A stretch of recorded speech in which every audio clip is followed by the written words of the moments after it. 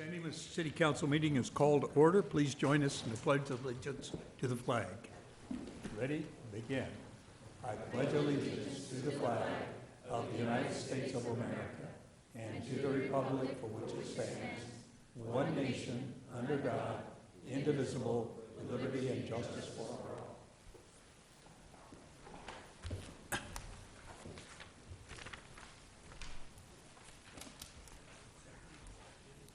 Okay, the recognitions that are listed on the agenda will not be held tonight, so we'll move directly to oral communications. This is an opportunity for members of the audience to address the City Council. We have a 3-minute time limit. You participate by coming forward to the microphone and telling us what you'd like to tell us. Anybody want to address the City Council?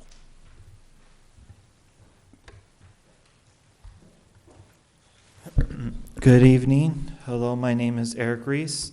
My comment for future consideration is on a proposal that can help make the city more resilient to extreme temperatures and can help improve quality of life while also reducing healthcare costs and roadway costs for the city. My proposal would be for the city to partner with the county and state in looking into the possibility of using porous reflective pavements as preferred roadway material in the city and for potential regulations in future building development.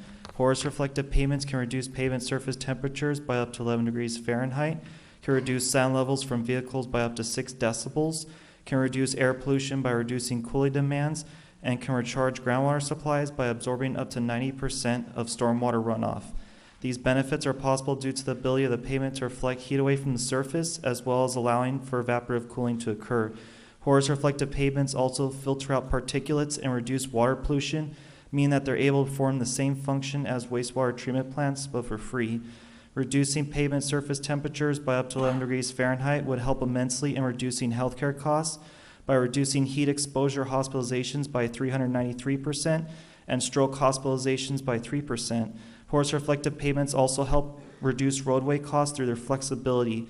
Because porous reflective pavements are not rigid, they are able to tolerate seismic events / earthquakes, extreme temperatures, and weathering at a higher rate than traditional pavements. This results in a decrease in pavement cracks and potholes that occur from stress. Research in the feasibility of porous reflective pavements would help save the city money over the long term, especially in healthcare costs, public works costs, and municipal water costs. With the upcoming rollout of LA County's Measure W program in a few years, as well as SB1 funds and LA Metro Local Return Funds, comes the opportunity to leverage local funds with state and federal funds in establishing a program that can achieve many benefits out of one cost of paving roadways. I would highly encourage the city to partner with the county and state in looking into porous reflective pavements, as they can help achieve improved quality of life, adapting cities and counties to become resilient to extreme temperatures and achieve fiscal savings over the long term. Thank you for your time. Thank you. If I could just comment, Steve, if you could actually contact the individual and give him your contact information. Steve Berrigan's from our Public Works Department, and he can get your contact information and follow up with you. Okay, Pete Sluis, San Dimas. A couple small things, and I'll probably talk in the second part too. The Pioneer Park development, to be fair, I was perfectly happy with the 4-story hotel, because I'm looking for revenue. But the project that I saw, I'm extremely happy with. It looks like a really good job. I applaud the citizen that was very involved with that. I think that was it was way beyond anything I would have expected. I know there's some, there's probably issues and nothing as good as it looks initially, but on the surface it looks tremendous. The one thing I would like to suggest, if we could, I'd like to see a bread bakery. I like to get fresh bread. I think I might fit into that project. If there's some way of just finding somebody that does that, I would love to get a fresh baguette every morning if I could. Also, when I was doing my walk, I noticed a pair of coyotes. This is like early last week. On Bonita, about where that agriculture place was, there was one who was just crossing the street and some car honked. I looked over. They're getting really close to the city hall here. I don't know, they're going eastbound, so they're going away from this direction. But they are very aggressive. I was shocked kind of to see them that in the middle of town. There was 2 of them. They looked very healthy. I didn't use my whistle. Also, I know that you guys had a meeting in private session, or in the previous session, I guess I should say, on graffiti. Last week also, I noticed some graffiti in 3 spots on Bonita. I called in the graffiti hotline. It was on a Friday. when I walked by on Monday, they were all removed. They was done very expeditiously. You almost can't tell where they are. And I was just relying on memory. I actually gave them one spot that was wrong.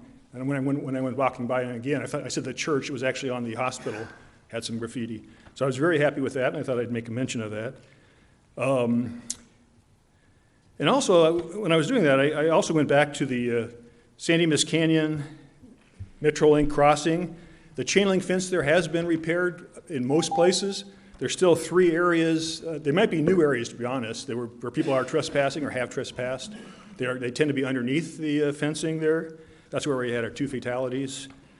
I also saw some graffiti there, but I think it's actually in Laverne, so I didn't report it. It included, someone had actually spray painted, it's probably a tribute, on the railroad Metrolink tracks themselves. It says Bobo Oops, or Boo Boo Oops, I'm not sure what it was. It's on white spray paint on the track itself. I think that's right where the tributes were for one of the previous victims.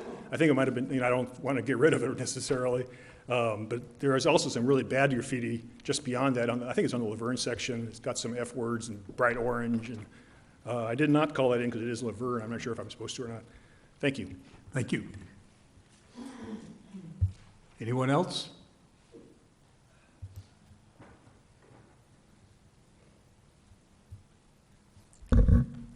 Good evening, Mayor, members of the council, and city staff. My name is Isabel. I live on West 4th Street in San Dimas. I'm here to talk to you about the vacant lot at Bonita and Cataract. First, I just want to express my gratitude and say a big thank you on behalf of myself and the community who've been involved in the No Big Hotel effort. I really do feel that the council and the city has listened to the community with regards to this property in the past year and a half that we've been talking about this, hiring the consultant, looking at the current Pioneer Square proposal that has been, getting a lot of support from the community. So first, thank you for that. On behalf of dozens of people in the community, I do want to remind you of our excitement and hope that the Pioneer Square proposal moves forward. Personally, there's not one person that I've talked to who hears about the Fairfield Inn project and the Pioneer Square proposal and would prefer to have the Fairfield Inn. So just anecdotally, that's been my experience. And as you go into your closed session tonight, I want to acknowledge that the city, you have to do your due diligence. I recognize that you are looking into, financial vetting and really looking for some rigorous backing behind this project, and that's way over my head. But I hope that you find the reassurances that you need, whatever that looks like. And I just want to remind you that the community is closely watching whatever comes out of the meeting. We're watching what happens, and we hope that you continue to reaffirm your commitment to Pioneer Square and working with the PSQ developers. And since I have 1 minute left, I also want to promote my podcast. So if you haven't heard, I started a podcast in November called Isabel in San Dimas. I talk about local issues. Some of the issues I talk about are the Pioneer Square project, the upcoming moratorium that's in place right now, the sales tax. I talk a little bit about history for the Walker House, if you want to hear about that. My goal is to promote transparency, communication, civic engagement, and I try to make it simple, easy to understand, balanced, and I do all the research so citizens don't have to. I listen to the meetings, I call different experts and try to really boil it down. So if you're interested in local issues, listen to my podcast, isabelinsandimas.com. Thank you. Thank you. Anyone else like to address the city council? Good evening, Mr. Mayor, members of the council, city staff, and my fellow San Dimians. My name is Mark Halderman. I've been a resident of San Dimas since 1995. And I'm here tonight to support the Pioneer Square project. And I'm just going to ask that we consider 2 things. When I started with the group on Nextdoor talking about this quite some time back, there were 2 considerations that I hope we would look at. Obviously, everybody wants the site developed, and everybody is interested in revenue, of course. That's That's a given. We want to make money from this side. Last time Mayor Morris talked about our revenue stream, it was flat, and I'm sure it probably still is. So that's a given. The second thing I want us to consider that I think is equally important is the usage of the project or usage of the space for San Dimas residents. When you create just a hotel, I'd be willing to bet the average San Dimian has not even used or very often doesn't use the hotels that are here already. So I think the use value of the property needs to be considered as well, equally with the revenue stream. And so I think a mixed use facility, that, as the Pioneer Square project seems to be, gives us that mix of local, non-local business, or I should say local and non-local traffic, that creates even a third benefit that I think I would call connection, which if we want to build a vibrant downtown, and I think we do, I think if the opportunity to create connections with, if I will, out-of-towners as well as San Dimas residents creates that vibrancy. I think that could attract more business, more out-of-towners to come to San Dimas, et cetera, et cetera.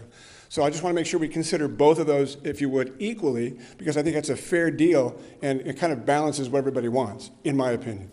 And that's it. I thank you for your opportunity. Thank you for your comments. Anybody else like to address the City Council? Okay, then we'll move on to the consent agenda.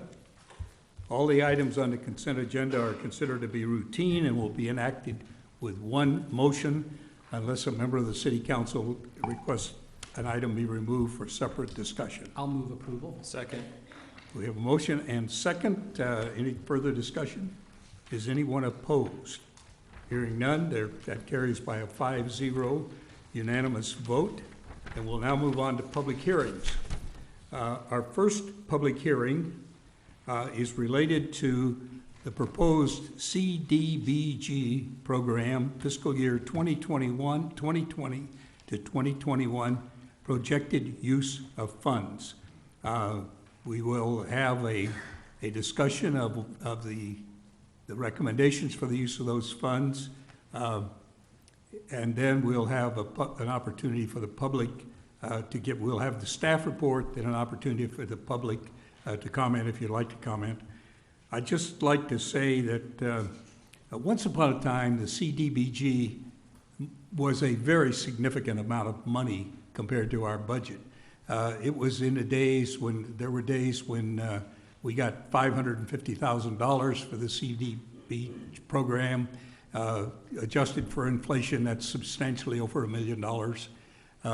In more recent years, this is one of the great examples of where the governments combine together to spend more money to administer the program than we give to the beneficiaries of it. It's one of the great programs that just, it should die, it should be gone away, they should do something with it, but it's like you take all the money out of it so that the only thing left is the administrative expense. But we still do it, and in San Dimas, we have used this money very wisely, I believe. And we've also been able, because some of the projects, part of what we're going to discuss tonight for the use of it is so good for the community that we actually use some general fund money as well. Is that correct, Dan? So that we have, Ken? Yeah, I'd like to call on Ann Garcia, our Senior Management Analyst in the Housing Division, to present the staff report. Good evening, Mayor and council members and city staff. This is a public hearing on the allocated funds through the Community Development Block Grant Program. Each participating city in the county receives funding based upon the number of cities participating in the county's program and the community needs. In preparation for the fiscal year 2020-2021 program year, activities must address at least one of the national objectives of the CDBG program, which include benefiting low and moderate income persons, aid in preventing neighborhood decline, and meeting a particular urgent community need. To give you an update for our program of fiscal year 2019-2020, for housing rehab, we have 3 projects that have been completed, 3 in construction, 2 in pre-construction, 3 in pre-bid phase, 3 that are being currently evaluated for eligibility, and about 11 on our wait list. We are well on our way to meeting our goal for this program year, which is 10+. The other project that is funded with CDBG funds is our Youth Scholarship Program that is administered through our Parks and Recreation Department. For 2019-2020, our goal is to help at least 50 youth, which are 17 and under, with program and activity fees that we cover with the funds. Currently, we have approximately awarded 15 youth under this program. We have yet to receive the final allocation for fiscal year 2020-2021, but we were advised to use the recent figures that were provided to us, giving us an allocation of $136,700. The projects that we're proposing for the CDBG program year 2020-2021 is the Housing Rehab Program and the Youth Scholarship Program. These programs will help to maintain the city's affordable housing supply and provide supportive services for targeted low-income groups, persons with disabilities, the elderly, the youth, 17 and under, and other special needs groups. These programs will assist eligible households with the high cost of repairing their homes and assist families with covering the costs for activities and programs offered through our Parks Department. Our recommendation is to approve the proposed projects as outlined in the staff report and resolution and authorize the city manager or his designee to execute all documents necessary to further the projects approved herein, including but not limited to amendments and modifications for CDBG projects within the Los Angeles County Development Authority. Thank you, and that concludes my presentation. I'd be happy to answer any questions. Thank you. Any members of the council have questions of Ann? What was the amount last year, Ann, do you remember? It was $134,800, I believe.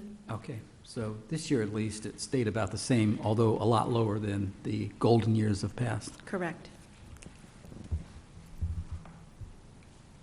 Okay, if there are no questions of Ann, we will now open the public hearing. Since this is a public hearing to take input, we will answer questions. We will solicit your input. You don't have to be for or against. If you have any questions about the program or any comments about how we're using the money or propose to use the money, this is the time to give that input to the City Council.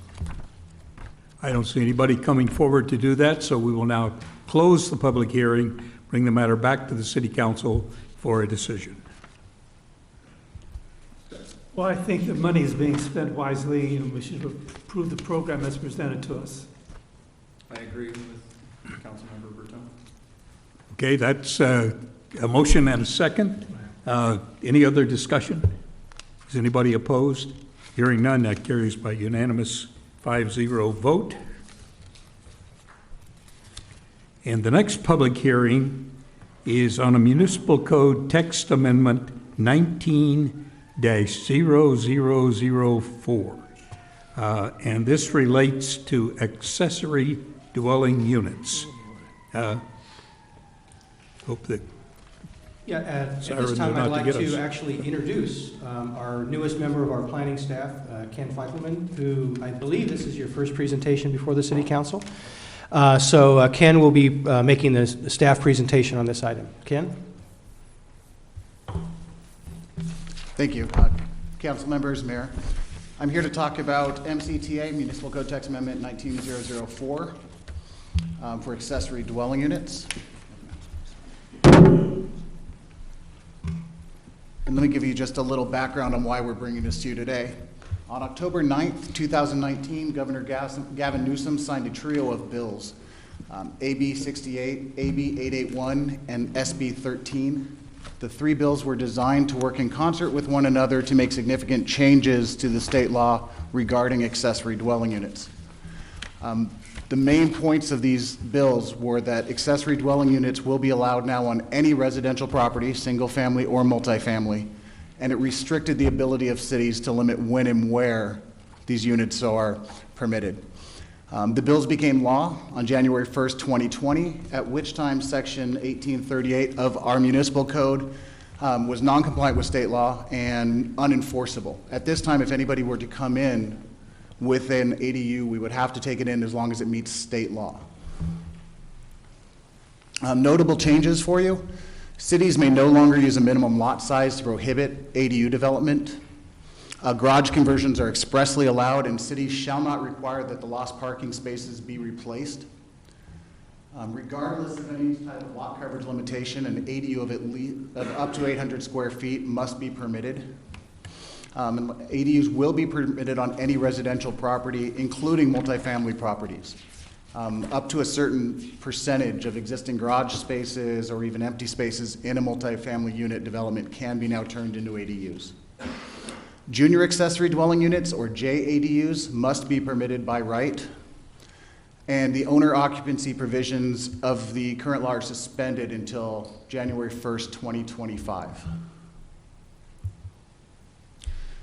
So staff, when we looked at this, as we no longer really had the ability to allow or disallow an ADU, that was not our focus anymore. What we looked to do was focus on design of the ADUs and minimizing the impact that these ADUs would have on the neighborhoods and adjacent properties. What we wanted is we wanted the ADUs to be what they're supposed to be, independent living facilities that could function on their own as basically small apartments. To do that, we included standards which have architectural requirements which prioritize privacy for neighboring lots. We have size and space requirements for kitchens. We are mandating washer-dryer hookups for the ADUs, and we have specific requirements for garage conversions to lessen the visual impact on the neighborhood. I do also want to point out that if there is no existing horse corral on a property, we will not be able to enforce the horse setbacks. That is per state code. At the meeting on 12/15 or 12/5/19, the Planning Commission did vote 5-0 to recommend approval of the text amendment.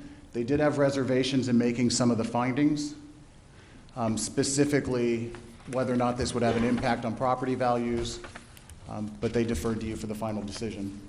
At this time, staff and the Planning Commission recommend reading by title and introducing Ordinance 1276 for Municipal Code Text Amendment 190004. And if you have any questions, I'd be happy to answer them at this time. Well, this means that certain houses will not have garages in, right? It could mean that no house at this point would have to have a garage. No. They can convert them. And that there could be shared bathrooms? Yes and no. For the ADU, no. An ADU is a self-contained apartment. It has to be sealed from the house. It has to have all necessary amenities inside the unit. The junior accessory dwelling units, think of that as renting more of a room in your house, but it has to have a kitchen. That can share sanitation facilities with the main house and must have an open entryway into the main house.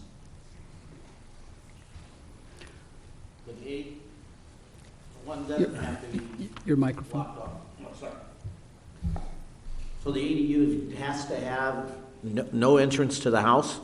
Correct. Sealed off, so the doorway going from your garage there would no longer be accessible? Correct. An ADU is self-contained. It should have no, it doesn't, think of that more as a duplex. It doesn't have to have the house for any of its services.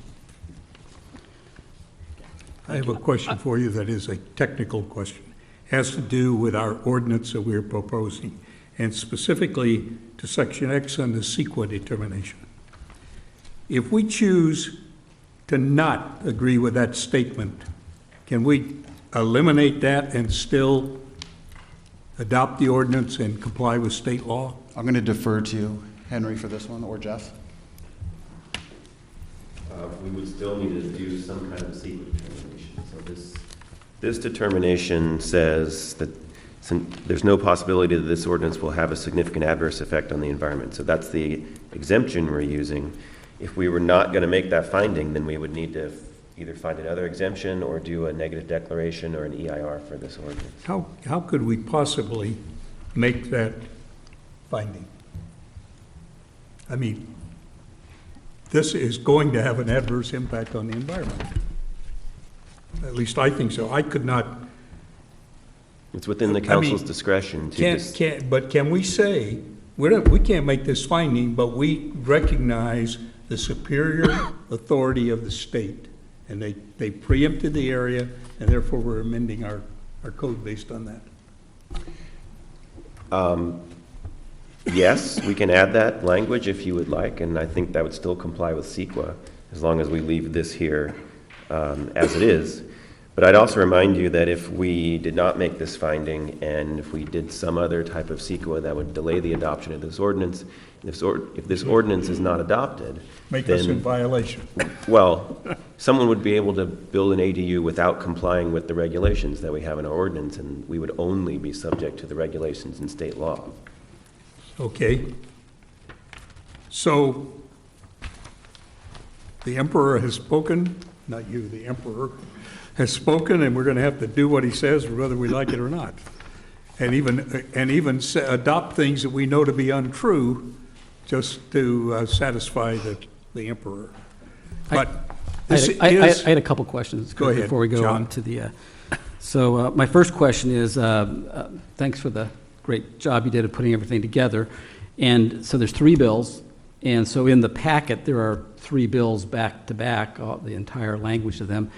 Do the ADU provisions of those 3 bills match each other? No, you would have to look at the order of signing to actually figure out which bill has superiority. Okay. Which is one of the reasons why we are running a little behind on this, if you were, because we had to wait to first define the order of signing, and then wait for lawyers to be able to catch up to us, to be able to really figure out and go through this to see what it meant to us. Okay, so I read the first one completely, and I glanced at the other ones, especially the highlighting that you had done that showed where we were making changes to our ordinance that were affected by these. But I have a few questions beyond that. The first is that, just in general, we have to meet the requirements that the state is placing on us, but we do not have to go beyond those unless for some reason we want to. Is that right? Correct. What we have done is taken what the state has laid out for us and added provisions which we felt were in the best interest of the community. Okay. And then just for the community, everybody else's benefit, currently, this is what we're not going to be able to do anymore, but currently, do you know, I think it's in here, what the current limitation on the size of the ADUs are in our current ordinance? I'd have to look to get the exact numbers, but it is dependent on lot size. I noted that, I think it was in the back of the report where it had our current ordinance. So, first of all, you have to have a 10,000 square foot lot. Correct. So all of this is going to be changed. I'm just going to use that as a way of comparing what we might want to do, with the end goal being as restrictive as we possibly can. So I think there's a couple areas where we are not being as restrictive as we possibly can according to state law, and I'm suggesting that we should be as restrictive as possible. But currently, you have to have a 10,000 square foot lot. Between 10,000 and 20,000 square foot lot, our maximum size was 600 square feet. Between 20,000 square feet and an acre, our maximum size was, is that maximum, Jennifer, or am I misstating that? You're right, there's Okay. tiers. The next tier was 700 square feet maximum for the 10,000 to 20,000, and it might be 19,999, and then above 1 acre, or 20,000 to 1 acre was 700, and above an acre was 850 square feet. All right, so that's just sort of laying the foundation of a couple questions. One is fairly minor, and it has to do with a stove. So on item 5B, page 9, the new ordinance, about a third of the way down the page, it talks about, I think we're requiring a 2-element electric stove of 120 volts, where I saw that in the, I think in the ordinance, or I think it was actually in the Planning Commission's version of that, which is on page 17. They just talk about a 4-element stove. So now I'm wondering why we're requiring an electric stove as opposed to just a stove. First of all, we have 2 different standards for kitchens. We have one for ADUs less than 500 square feet or less. Okay. And one's for ADUs above 500 square feet. Okay. For under 500, that is when we are requiring the 2-element stove, and that is basically from the building code for an efficiency kitchen, which is what we have to adopt by the state standard. The 4-element stove is for anything over 500 square feet, and we are doing that because, like I said, we wanted these units to be livable, and that was what we thought should be a minimum if you're going to be cooking for possibly a small family. Yeah, right. No problem. And that can be a gas stove in that case? Yes, the main stove can be anything they want. Okay. It's the smaller kitchen, we were following the efficiency kitchen standards. Fantastic. That takes care of that. I'm just going to go through a couple things here, so just bear with me. I think some of the questions had to do with, okay, so one thing had to do with the garage. So in our ordinance, it looks like we are, so this is on the bottom, if I'm looking at it right, Ken, it's 5B, page 8, item, there's an I, I'm not sure what the, it's an I item, H and I. Garage conversions are permitted. No additional setback shall be provided for an existing garage, which is, and I think provided, the language in one of the state laws anyway says required, I think in a couple of spots, and I think required is probably a clearer word for the person who's doing an application. But what I was concerned about was this says, and I don't think this is required by state law, you have a garage. Let's say that garage is set back 10 feet.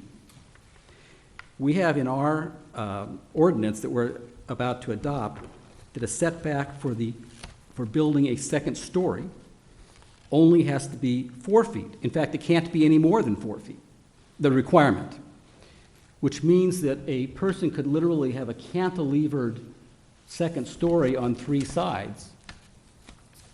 The state law does not require that, and I want to make sure that we're not allowing that. The state law actually does. It sets minimum setbacks we can adopt.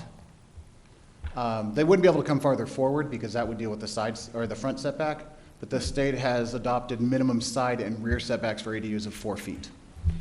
Is that in the ordinance? Is that in one of the bills? I'm looking like on page 35, that's one of them anyway. It is in the bills. It would take me a minute to find it because, as you know, this is a lengthy. Right. I'm not sure about that, but that'd be good. And I will certainly, go with your expertise if you could find that while we're having the public hearing. We actually did adopt the 4-foot standard in the code because currently in San Dimas, we don't have a rear setback. Mm-hmm. So we adopted the 4-foot to try to minimize the impact. That was the minimum we were allowed to set. So we did adopt that for the rear and side. Okay. But if I may, I think the point that Councilmember Ebner is making is this rule, as it reads right now on page 8, is that the setback cannot be more than 4 feet. I mean, that they actually have to build it to 4 They feet. have to build it to 4 feet. I think that's how it reads right now. So maybe it needs to say, a setback of no more than 4 feet from side and/or rear lot lines shall be required.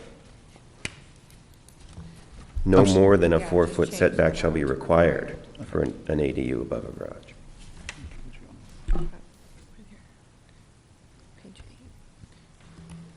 So simply changing the word allowed to required would solve that. Yes. Right. I think that's what I noticed. And so that would be good to begin with. And we're sure that we can't make that second story on the garage conform to the outline of the garage as it already is. They can do cantilevering out to the 4-foot line. Yes, that is per the law that they can, that the ADU cannot have a setback of greater than 4 feet, even if it is a second story. Okay. Well, that's bizarre, but that's okay. Let me see if I've got any other questions here. I had a bunch of marks in here, let's see here.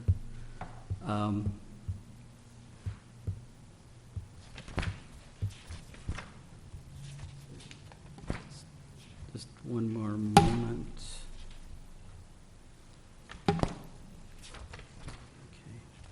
Well, the only other question I had was about the what we're proposing as the lot coverage exemption, and we talked on the phone about this today. But so in the way that we're wording it right now, we're saying that let's say in the downtown core we've got a single family zone. A lot of lots are 7,000 square feet. We allow 35% lot coverage.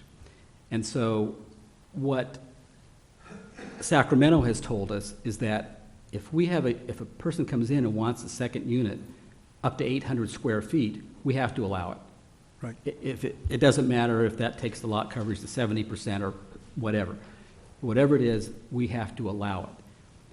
However, Sacramento's requirement says that if they go over 800 square feet, say they do 900 or 1,000, we can take that entire 900 or 1,000 square feet and use that to calculate the lot coverage, which makes common sense because it's a building on the piece of property. That's what that's what Sacramento says. What we are saying in our ordinance, proposed ordinance, is that we are going to exempt the first 800 square feet. So if they came in, for example, with a 1,000 square foot proposal, only 200 square feet of that would count toward lot coverage. You see what I'm saying? So, Yeah. So Yep. I agree. so I don't know if now is the time to, I should probably make the comment only because, so the public can have a chance to talk Well, about it. Is that in one of the three bills that it's the way we have it in our ordinance? No, we were actually being permissive on this one point.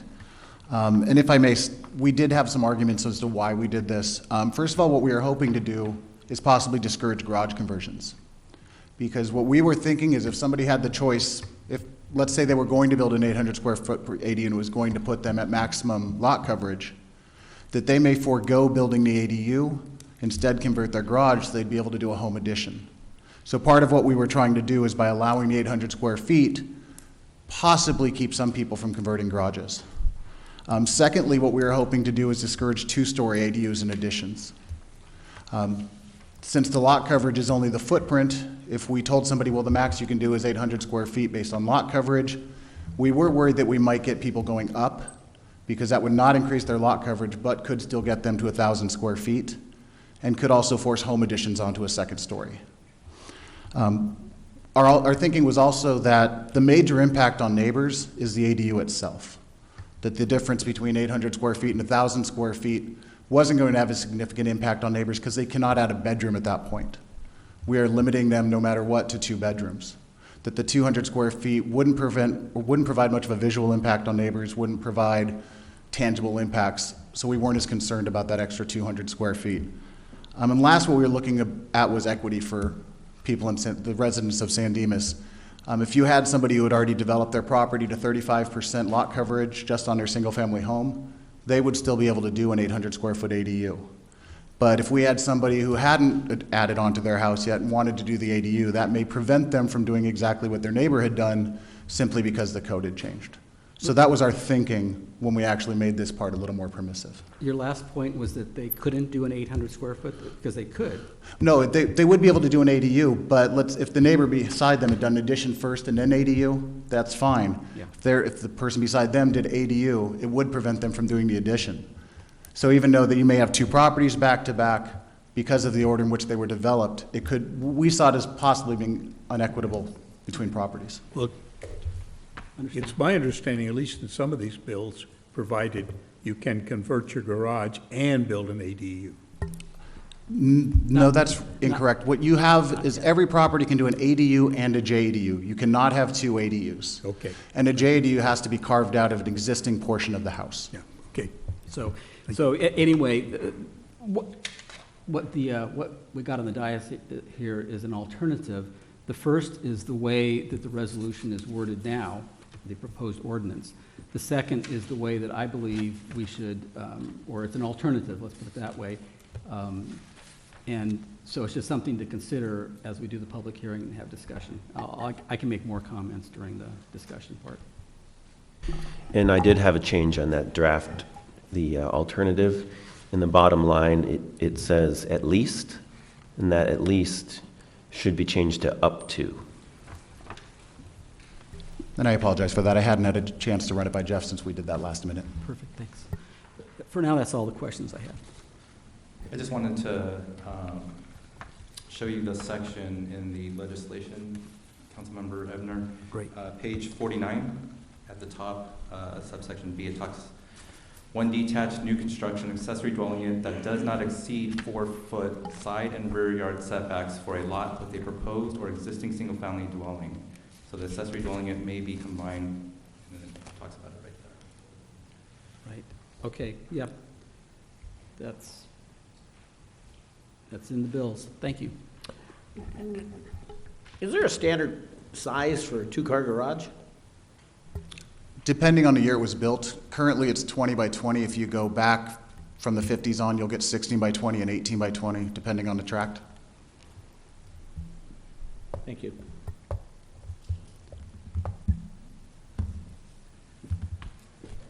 Any other questions, comments, or discussion with the staff and city council before we open the public hearing? You know, I respect John's alternative motion, but I'd kind of like to know what the staff thinks about that alternative. We had considered it at first. That was in our first draft as more restrictive text.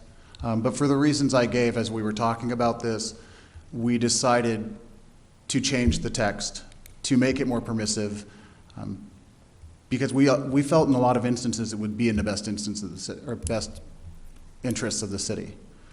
If we can prevent garage conversions, if we can prevent two-story garages, two-story ADUs, we thought that would lessen the impact, that the added square footage would be less of an impact than having a 20-foot tall garage on the property next door. So can they combine the garage and add another bunch of square feet on a single level to make the ADU? I'm sorry, could you repeat that? So we talked about garage conversions, which is, let's say they're 400 square feet. So can they just do a project where they use the garage and some additional square footage to create an ADU of whatever square feet? Yes. Okay, so what's the reason that what you're talking about would prevent garage conversions? How would that be? Because if we were allowing them to build an 800 square foot or possibly a little more in their backyard, and being able to freely to be able to do that, that we thought that in a lot of instances they wouldn't want to convert their garage. That if they could have the garage and an ADU, they'd be more likely to keep the garage. So you're saying that instead of the garage, we should encourage them to build a 1,000 square foot other structure in the backyard? If we want to keep the garages from being converted, possibly, it's at least something to think about. Okay. Okay, are we ready to open the public hearing? Okay, the public hearing is now open. You may speak in favor, or you may ask questions, or you may speak against. The bottom line is we have to pass something. So you may, but feel free if you think the state is doing a terrible thing to us, and you want to say that, that's your right. Yes, it's the rant hour. Good evening, Bob Olander. I think the state is doing a terrible thing. I'm just a little confused. What is the maximum size of a garage conversion? Is it 400 square feet or up to 1,200 square feet? What is the maximum you can convert a garage? Well, garage conversion, you could just convert the garage, or they could possibly add on to it. Those would both be options. The maximum we'd allow for any ADU in San Dimas is 1,000 square feet. The state did give us, the state's limit is 1,200, but they did allow us to cap it at 1,000, which we did. So our garage conversion is 1,000? It could be. I mean, it's hard to give a straight answer to that because it will be situational. In most cases, the way garages are built on, if you have a single-family attached garage, you normally can't add on to that garage. So in those cases, your garage conversion would simply be the space of the garage. If you have a 400 square foot garage in the rear of your lot, you could possibly add on to that to either 800 or 1,000 to create an ADU. Okay. So it's possible to have a JADU and a garage conversion? You can have a JADU and an ADU on the lot. So in essence, we could have 3 properties on the lot. They wouldn't be separate properties, but you could have 3 residences on a lot. And those could all be rental units under the law that was signed? Yes. Okay, thank you. Anyone else like to comment? Bob thought he was confused, you should see me. I noticed you guys had the mandatory, or the plumbing for a washer dryer, or what was it? You had a washer dryer thing. Why would that be required? Is it you're trying to be more restrictive, to try to not have so many people put these things in or convert? No, the reason we're doing that, because that shouldn't stop conversions. That's a simple hookup. San Dimas has one laundromat in the entire town. We want these to be less of an impact on the neighborhoods. So if we don't require washer dryer hookups and those people are making car trips every extra day or two to do laundry, that's going to be an impact on the neighborhood. By forcing them to provide washer dryer hookups, we are hoping to get washer dryers in units and eliminate those car trips. But it also takes quite a bit of space, right, inside the unit. It's kind of a... With stackable units, it could be a 3x3 space. Okay, back in the day, I used to not have a place that didn't have a washer dryer, and I kind of relate to that, I guess. Mm-hmm.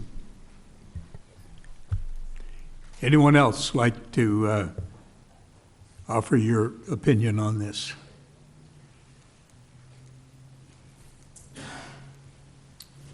Jim McCants. Am I wrong? Where's all this water, sewer material going on all these houses that we are projecting to put on present lots? I thought we had a little bit of a problem with water supply. I think that I'm not sure that the legislature even thinks about that. There's a strong body in the legislature that says we need this huge number of new houses. And they pass a law that says we're going to have it. Then I think from there they decide somebody else will have to figure out how to deal with it. So this is a solution to the low rent or low cost housing? Yes. More or less? Yeah. Wow.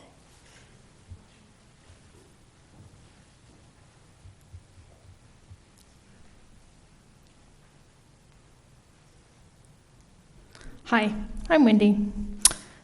Let's add SB 50 back into this little scenario that we were talking about. Because Scott Wiener is going to put it forth again. So I'm going to ask the City Council to look into SB 54. They said there were some changes. Probably not much, knowing him. SB 50, sorry, not 54. But we're talking about, as of this year, our residents can only do 55 gallons of water per day per person. Where's all the sewer and all the water going to come from? Our lovely state government sends all the water out to the ocean. Where are we going to come up with it? We have reservoirs that they don't really use at this point. And let's talk about all the taxes that they're going to be proposing over this next year to raise the rates on property taxes. I'm sorry, but are we not having a circular argument here? We want you to lower the rates, but yet we're going to tax you to death. If we do the split roll on the businesses and then it's going to go to the houses, I can tell you I have a friend that just left for Texas. Her house sold for $585,000. You know how much her taxes were? It was $5,800. You know what's going to happen when that property tax split roll goes through? It's going to raise it to over $16,000. So tell me how we are going to save money doing this, and how the residents are going to be impacted by all these extra houses. And as far as I'm concerned, sir, thank you for restricting it as much as you can, as much as the state will allow, because they're going to continue to push this crap. Nobody wants to ride the Metrolink, as Pete says right there, because ridership has gone down. I can probably tell you we have a lot of people that won't go on it because of crime. So all these things that they want, this utopia doesn't exist because we have people that don't know how to deal with other people. I mean, my opinion, restrict it as far as you can to keep San Dimas a relatively bedroom community and safe. Because otherwise, we're going to have stuff in here that's going to come in through the Great Wall of San Dimas anyway, through the Metro Link. And again, I don't like the state stepping on local, just like I don't like the federal stepping on the state, and I don't like state stepping on federal issues. So anyway, that's just my 2 cents. Thank you for your comments. Appreciate it. Anyone else like to comment? Okay, we'll terminate the public hearing, bring the matter back to the city council for, and we might as well, at least as a start, why don't we read the ordinance by title? Then we can discuss it at length.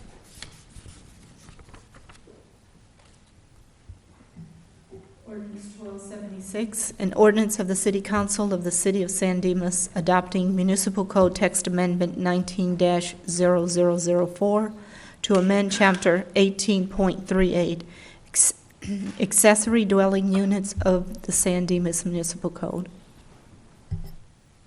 Thank you. Now we can have whatever discussion you would like to have. Anybody want to, first, why don't we talk about the, whether we want to stay with the definition regarding the 800 feet that staff recommended, with the reasons they recommended. Do we want to stay with that, or do we want to adopt the alternate that John suggests?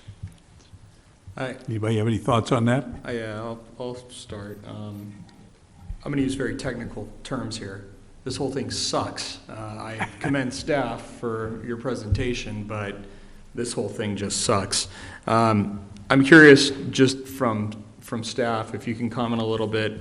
I know there's been instances of this in the last 2 or 3 years where residents have looked at putting ADUs on their property, and then my phone's blown up about people concerned about their property values and people concerned about the occupants and the impact on traffic and parking and everything else that goes into this. So you mentioned the Planning Commission had concerns regarding that. Can you elaborate on that a little bit? The Planning Commission just wasn't sure about making the finding that this would not impact the value of surrounding properties. It's an interesting conundrum to evaluate whether it's more prudent to have people build the ADU or it is to restrict it to the structure, as it was talked about with the garage, to discourage garage development. I don't know. I'm really torn. Isn't what the staff recommended more restrictive? Yeah, that's what I believe. No, on this particular point, Kurt was saying we should talk about. It adds 200 square feet. Staff is not more restrictive. So Yeah, I'm right. arguing that we should be, so we've had a history on this issue. Let's see, I looked at my thesaurus and I was looking for another word that might go along with what Ryan was saying, and Blows. I'll just say, this is a bummer. I'm older than Ryan, so that kind of goes.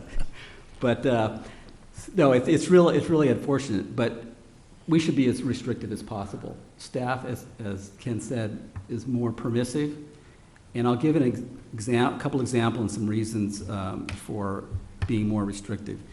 I just did a quick look in the town core. Just you can look at the square footage of the lot and the house that's on the lot right now.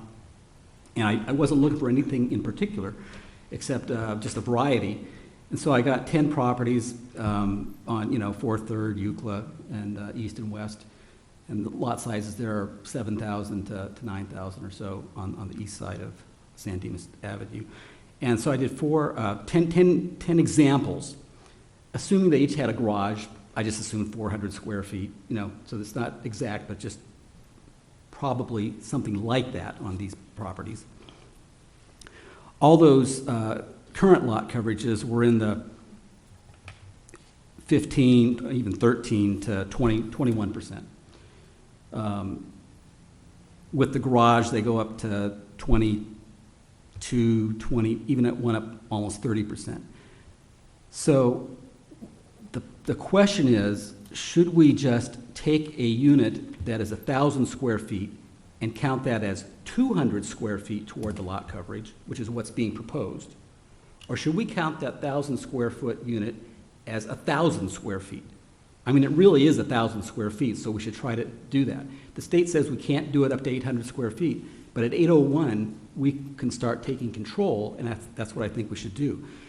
When I look, and again, I didn't know what I was going to find out, but if with the garage and the ADU of 1,000 square feet, out of those 10 properties, 3 of them could put the 1,000 square foot ADU. 3 of them could put the 1,000 square foot ADU because they still were under 35%. So no problem. If you do just the 200 feet, so not the 1,000 feet, but just the 200 feet, all 10 of those can do an accessory dwelling unit. They could do 1,000 square foot accessory dwelling unit. So I know Ken was mentioning that he didn't think the difference would be that when we talked, they did a quick survey and they didn't think it would affect that many properties. But in the ones I looked, and not trying to find anything, but just it came out that 70% are going to would have to have smaller units. You know, maybe it's 900, maybe it's 850. If we just don't go, if we go with the alternative, which, as you can see in this little example, is a lot shorter and simpler for everybody concerned. I understood staff's reasoning to be somewhat different than you did it. And it is not on how many will be able to build what size. It is that the impact is of having the unit. And another 200 square feet, you may not even be able really to tell that difference between, and so that's the consideration, and I appreciate them going through that consideration, because I'm sort of persuaded by that if it'll stop garage conversions that will be particularly second floor, then that could be a good thing. And I think I'm thinking about, you know, the dimensions for an extra 200 feet is not huge. Well, the last thing I want, and then I'll make my arguments, and then we can go whichever way we want to go. I will tell you the 3 reasons that we should have the more restrictive, which in essence, let's say it gives 200 extra square feet of yard space or whatever you want to call it. The first reason is that you hear in Sacramento, and I'm not sure if I believe it or not, because sometimes they say this is the reason we're doing things, and maybe it's not the real reason, that we want to have more affordable housing, and that this is a way to get more affordable housing. We all know, at least I believe, that just building more houses doesn't really make them affordable.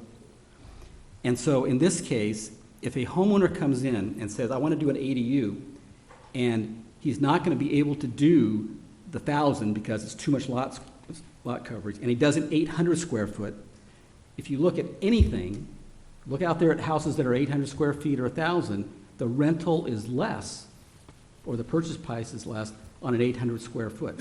So the 800 square foot actually allows us to retain more affordable housing in San Dimas, which is a problem. So I think we need to retain affordable housing, and the 800 square feet, I think, will enable us to do that, as opposed to 1,000. The second reason is that it may not seem like a lot, but when the yard is already getting small, a 200 square foot additional extra space in the yard means a lot of outdoor space. Whether you're talking about playing croquet, being able to play croquet because you have that extra 200 square feet, planting a tree, planting a garden, having a place for the dogs to run around, whatever it is, that extra 200 square feet makes a difference, and I think it's a quality of life issue that we need, that people who choose to live in places with yards have that ability to have a little bit of elbow room and get outside and have room to breathe, so to speak. And lastly, you know, this is at odds with some of the environmental concerns we always hear about, because every square foot of impermeable space with some kind of structure on it and concrete or anything else, we had a gentleman talking about permeable pavement earlier, which was very well taken, that suggestion. But if an extra 200 square feet allows more water to get in the ground and not to run off. And that's one of the things that we talk about is water runoff. We want to have more water retained on space. And if you multiply the 200 extra square feet times 100 or 200 or 500 places that might have this, that adds up to a lot. So for those three reasons, affordability, open space in the backyard, and environmental concerns, I think we should adopt the alternative. I'm inclined to, I hear everything you said, John. I'm thinking about it more. I think I'm inclined to agree with the mayor a little bit that, to your point about the second point about the yard coverage and space, I mean, nothing says a homeowner has to develop the ADU. I mean, it's not a requirement. If somebody likes those quality of life amenities, I don't think they should develop it if that's what they want to do. But, you know, what bothers me most about this is I think the priority has to be discouraging, thinking through it more, discouraging garage development and conversions, because it's only going to be a matter of time before we're not even able to address parking enforcement. I mean, that's the reality. Is we're already dealing with, you know, our parking ordinance as we have, and we'll be pushing people into the streets. And I'm sure there'll be a law eventually, in you know, the next few years, it'll say, you know, hey, now you can't enforce parking because you have to accommodate all these people at these JDUs and ADUs. So I think I'm leaning more towards the original language as intended, although I do hear your points, and I hope that people don't develop them, is really my hope. So, you know, my concern is exactly what Ryan's and the mayor's concern is, except for the fact that not for except, but when we talk about second stories on top of garages, how many houses, garages are in the front of the house? And now as we go along the street, we're going to have this second story, this second story, this second story. And pretty soon, you know, the neighbor has no privacy at all, and we've already had privacy issues. So I'm inclined to go with the original, and I certainly understand John's concern.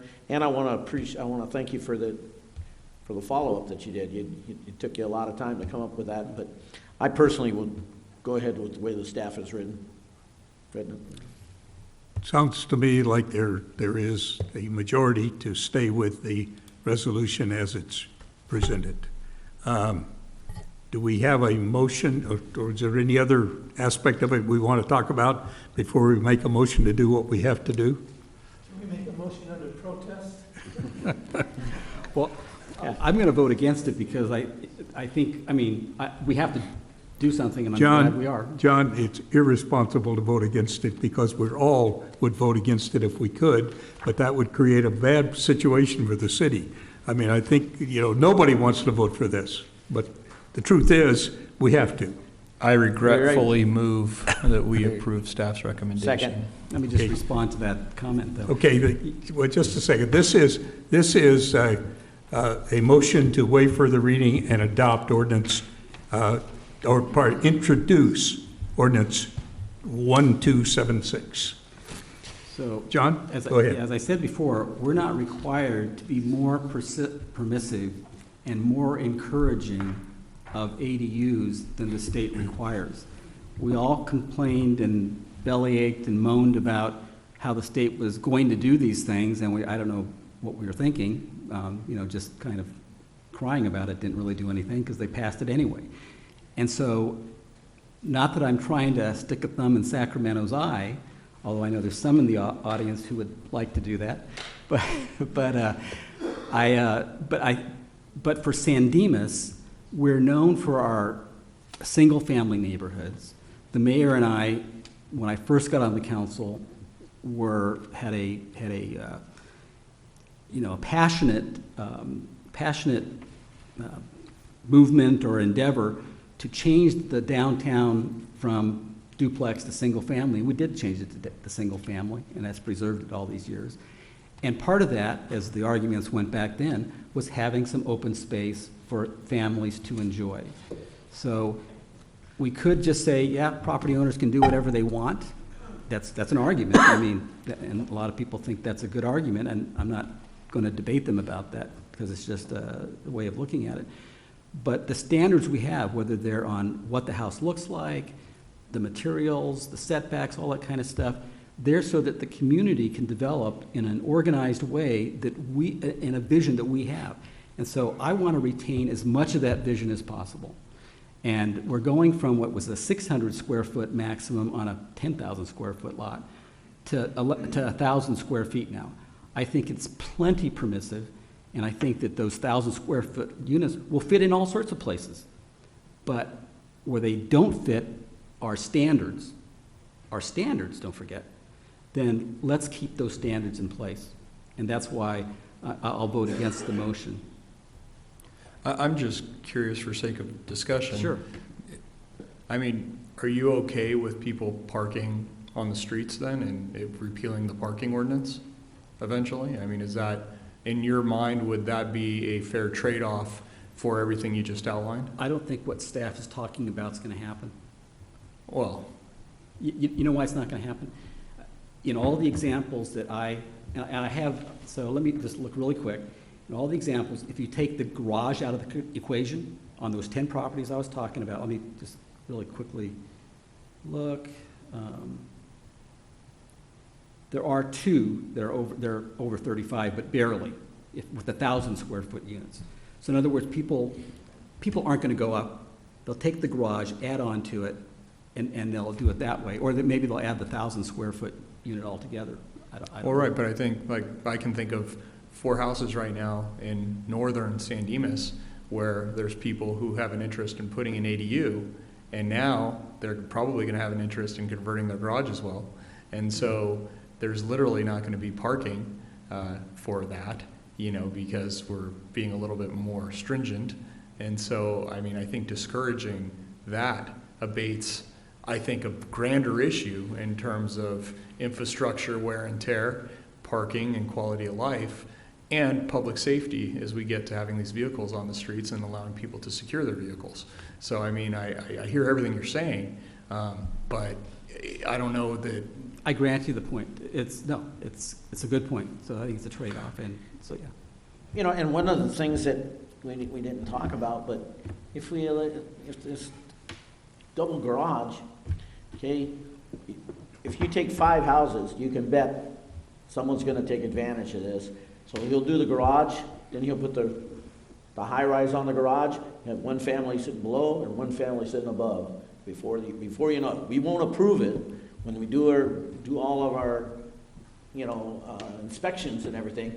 But before it's over with, somebody will have put another room, taken that room that we allowed them to build and converted it to another place to live. I think people will buy houses just to do this. Yes.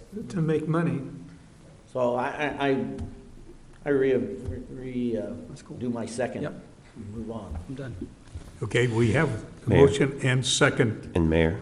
Yes. Sorry, I would just want to make sure that the maker of the motion and the seconder are okay with the earlier point that Councilmember Ebener made about the setbacks for units above a garage. At the bottom of page 8, I think we want to change. That was a change of the wording to make it, that was your wording to change it to be clear? Yeah, so that the setback is at least 4 feet and not exactly 4 feet. Yeah, I thought we agreed on that at the time, but let's make sure. Does anybody, So the do word we all agree on that? Yes. word required. I appreciate John actually pointing that out. Still regretfully make the motion, but I appreciate you catching that. Thank you. Okay, so by consensus, that's the language we're going with. So we have a motion and second to waive further reading and introduce ordinance number 1276. Is anybody, all in favor signify by saying aye. Aye. Those opposed say no. No. Okay, that carries by a vote of 4-1. And let me just piggyback, so it's related but not the same. We don't have a floor area ratio standard right now, and we've been talking about it for a long time. I've been wanting to have a floor area ratio standard. That's mentioned in the bill, actually, about one of the standards that you can't apply in some of these cases. And I was wondering if we could have that discussion again about whether we should, or is it too late, Jeff, to impose a floor area ratio standard in addition to our other standards for single-family development? You mean for all single-family Yeah, development? just all single-family. And it would be underlying, and obviously these things would be exempt, but... we can have that discussion. The new state laws that have been adopted might restrict what we can do, but Okay. we could have an agenda item to talk about that. Yep, and maybe that's a study session item. So that, I think that would be another good standard, because that gives you a better idea of the mass of the I think we need to have a legal opinion on what latitude we have to do Right. that. Yeah, Jeff was mentioning that. I'd bring that back would for the be- that discussion. would- So this would start with a report from you, then we would set it for a discussion. Okay. Sure. Is that okay? Fantastic. All right? Well, okay, sure. Is that- Yes. That works. Technically, that'll work. Okay, and now that brings us to another lovely subject. This is Municipal Code Text Amendment 19-0005, and this also relates to home care facilities, and is an amendment to the municipal code. Ken? And I will call on Jennifer Williams to present the next state mandated changes that we have to make. Good evening, Mayor and council members. Yeah, so to continue the theme, Code Amendment 1905 is also an amendment to the zoning code, Chapter 18.186, specifically to achieve compliance with state law relative to family daycare homes. Family daycare homes are businesses within residential homes of the people who own or live in the home, which regularly provide child care services for 14 or fewer children. These are regulated again in Chapter 18.186 of the San Dimas Municipal Code, and also under statewide health and safety code. Under our existing municipal code, small family daycare homes which provide services for 6 or fewer children are exempt from zoning provisions. They're considered a residential use of property, and that's in conformance with state law. Up until December 31st, 2019, under state law, or in compliance with state law, the city had a modified conditional use permit process for large family daycare homes. So basically from 7 to 14 children, there is a use permit process in the code. There's notification to neighbors and allowance for certain conditions of approval to be put on those operations. Senate Bill 234 became active on January 1st and basically amended the statewide health and safety code to require that large family daycare homes be treated as a residential use of property for all local ordinances, similar to the way small family daycare homes were currently, and prohibited them from being subject to a business license fee or tax, similarly also to small family daycare homes. And so we reviewed our home care section of the municipal code and identified some text in the definition section and in the process for the use permit that needed to be amended in compliance with state law. We brought the item to the Planning Commission in December for public hearing. There were no comments from the public, but the Planning Commission also, similarly to the ADU code amendment, did want to clearly express that there were findings of facts that they were required to make to the council when supporting or recommending a code amendment to the council, and they've had concerns that the loosened regulations to comply with state law would be detrimental or could be detrimental to those living in proximity to these businesses, especially without the ability for the city to put conditions of approval on the operation. And they also saw the new laws, again, as a preemption of local decision-making and control. So they just wanted us to be clear to note that although they voted to recommend approval of the code amendment to the council, wanted their displeasure with the circumstances noted. And so with that, both staff and the Planning Commission are recommending that the City Council read by title and introduce Ordinance 1277. Thank you. I just want to make one thing clear. This is only the part dealing with daycare, correct? Yes, so this is for children. Does not affect the group home kind of things for recovering alcoholics or any of the other kinds of daycare that's residential. I mean, that you live there. Correct. It's only for children, for small family and large family daycares, which is just providing daily care for for children. It does not affect the other sections of that chapter, which apply to other types of care facilities, such as recovery facilities. And this must be in the home or in the building, whatever that is, the residence of the person providing the service. That's correct. The operator must also live at the residence. They can be the property owner or they can be a renter of a home, but they have to live and provide the business in the same location. Is there an age limit for these children? I can check that for you. Let me just get the state. Yeah, I call my 37-year-old my child.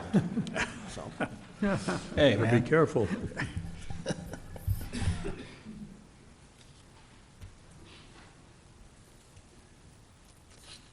Okay, so any questions or comments? I have a question. Okay. Can you regulate the hours of use?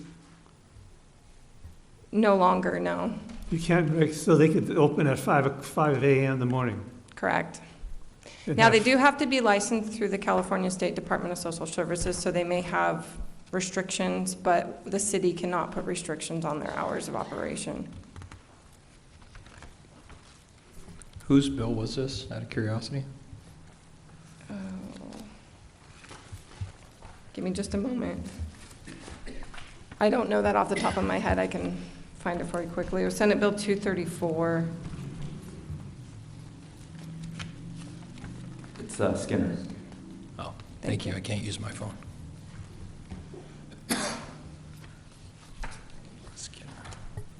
Any questions of staff before we open the public hearing? Okay, public hearing is now open. Your comments are welcome. Seeing no one come forward to make comments, public hearing is closed, and we will read the resolution or the ordinance by title, please. Ordinance 1277, an ordinance of the City Council of the City of San Dimas adopting Municipal Code Text Amendment 19-0005 to revise Chapter 18.186, Home Care Facilities of the San Dimas Municipal Code relative to family daycare homes. Well, I would move approval under protest. Second. This is a motion to waive further reading and adopt. Introduce. Introduce. We have a motion and a second. Any further discussion? Is anyone opposed? Hearing none, that carries by a unanimous vote. Which is 5-0. Excuse me.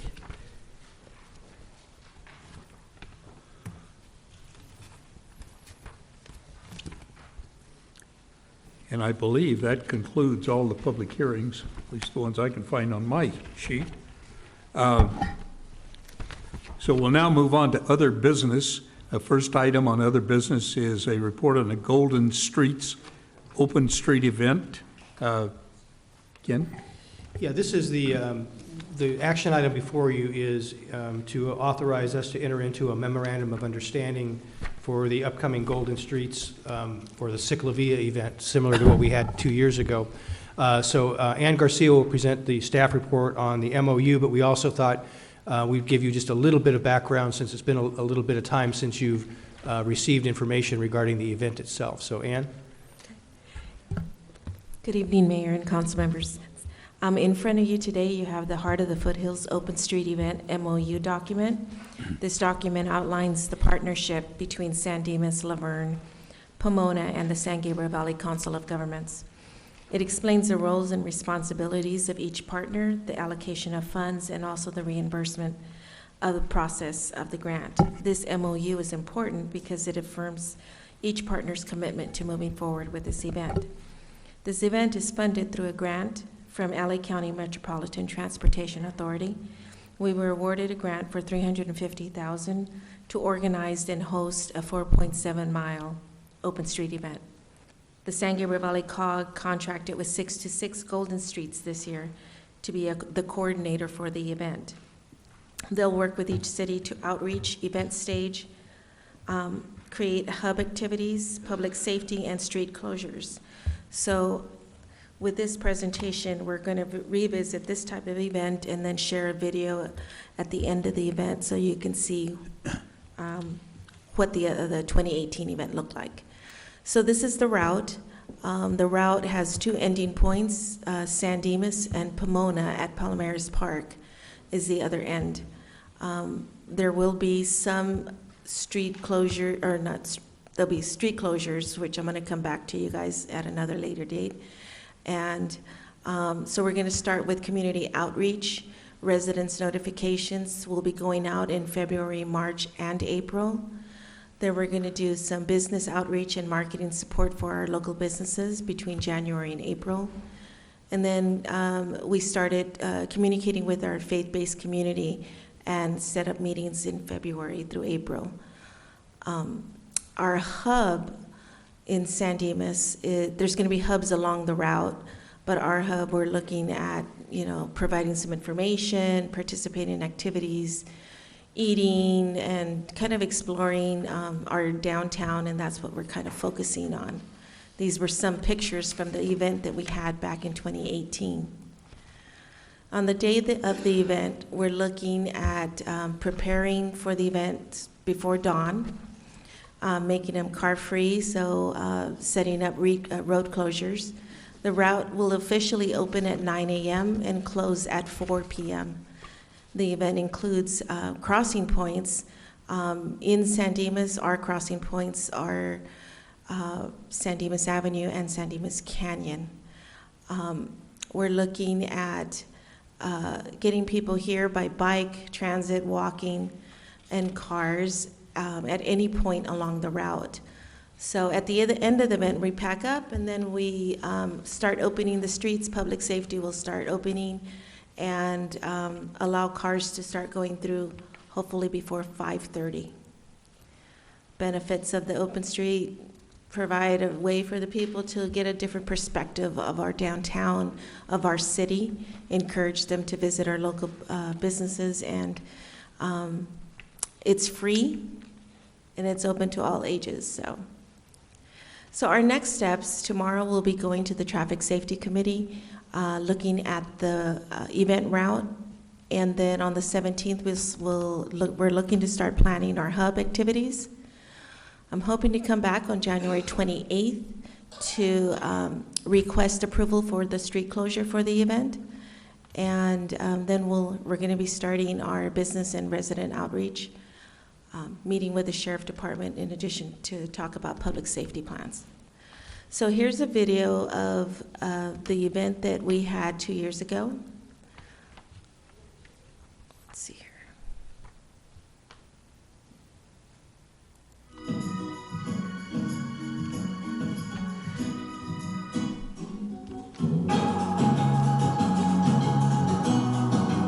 This is the first time we're here in the communities of San Dimas, Laverne, Claremont, Pomona, and this is actually following along the gold line.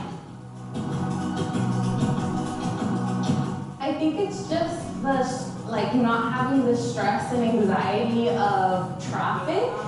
Also seeing the different generations that come through. You have the babies, but then you also have the older folks, and the lowrider bike.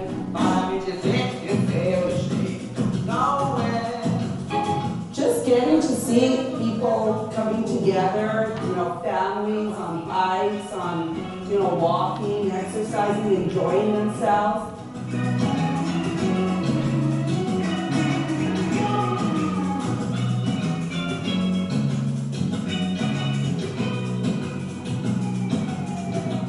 Really, in essence, it's about building community. It's about people connecting, trying to understand each other. So Ciclavia, in my view, really represents that connection with others.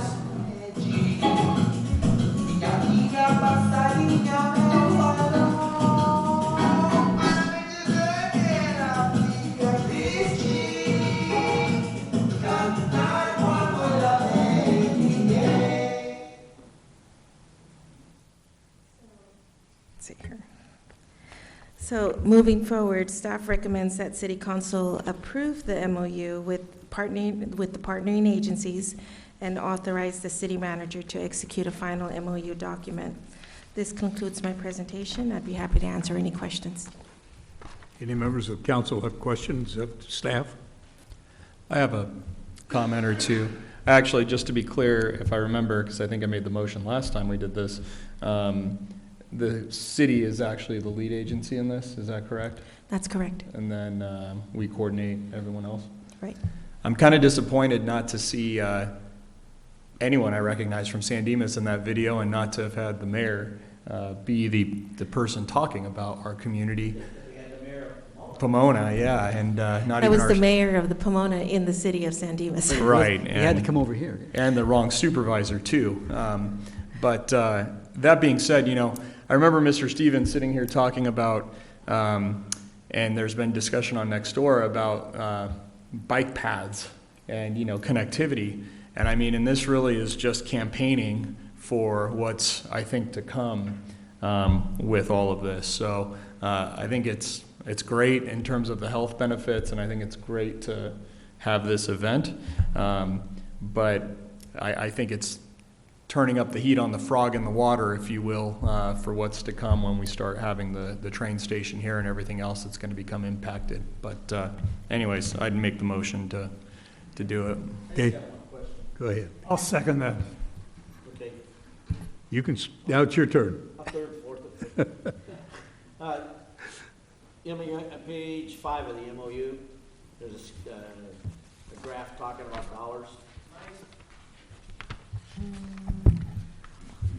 On page 5 of the MOU, there's a graph talking about dollars. It says Laverne, Pomona, San Dimas. Laverne has a funding amount of $14,000. Pomona and San Dimas have a funding amount of $20,000. Why the difference? Laverne thought that they could do their portion of public safety with that budget. And we went a little higher.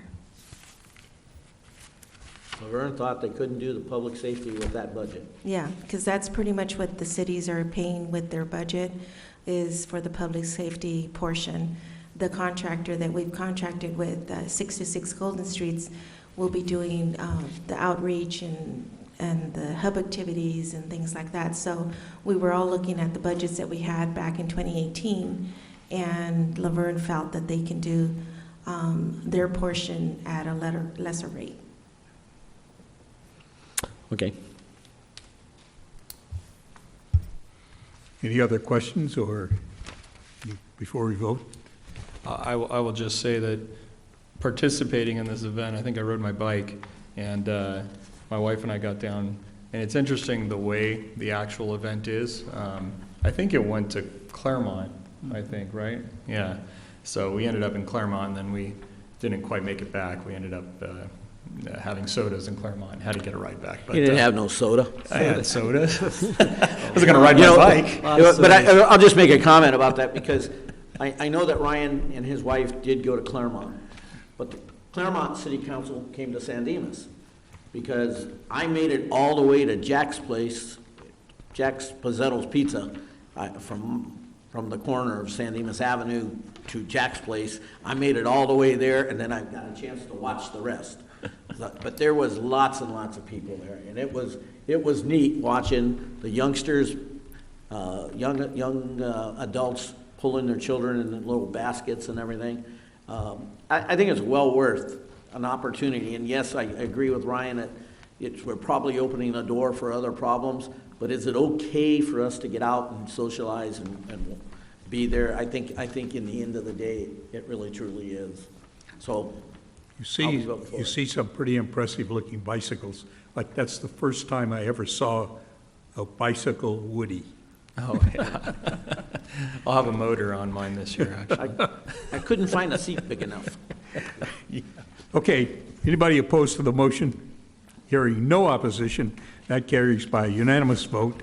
And we will now move on to the updates on commission, or the update on commission vacancies. Yeah, this item is, there's a government code section requirement that the city post all the upcoming vacancies for our various commissions that we anticipate will be vacant this upcoming year. So the report is in your agenda packet. It's for informational purposes only. If you have any specific questions on any upcoming vacancies, I believe our city clerk might be able to answer those questions, but this is just a receive and file report. So moved. We have a motion to receive and file. I have a question. Each one of these commissions has X amount of people involved in it. Is there, Mike Emmett. I'm not gonna turn it off. Okay, each one of these commissions have a number that's been chosen in the past for either, like the Equestrian Commission has, I was gonna say 5. It is 5, yeah. 5. But Golf Course has 2. I think Public Safety has 12.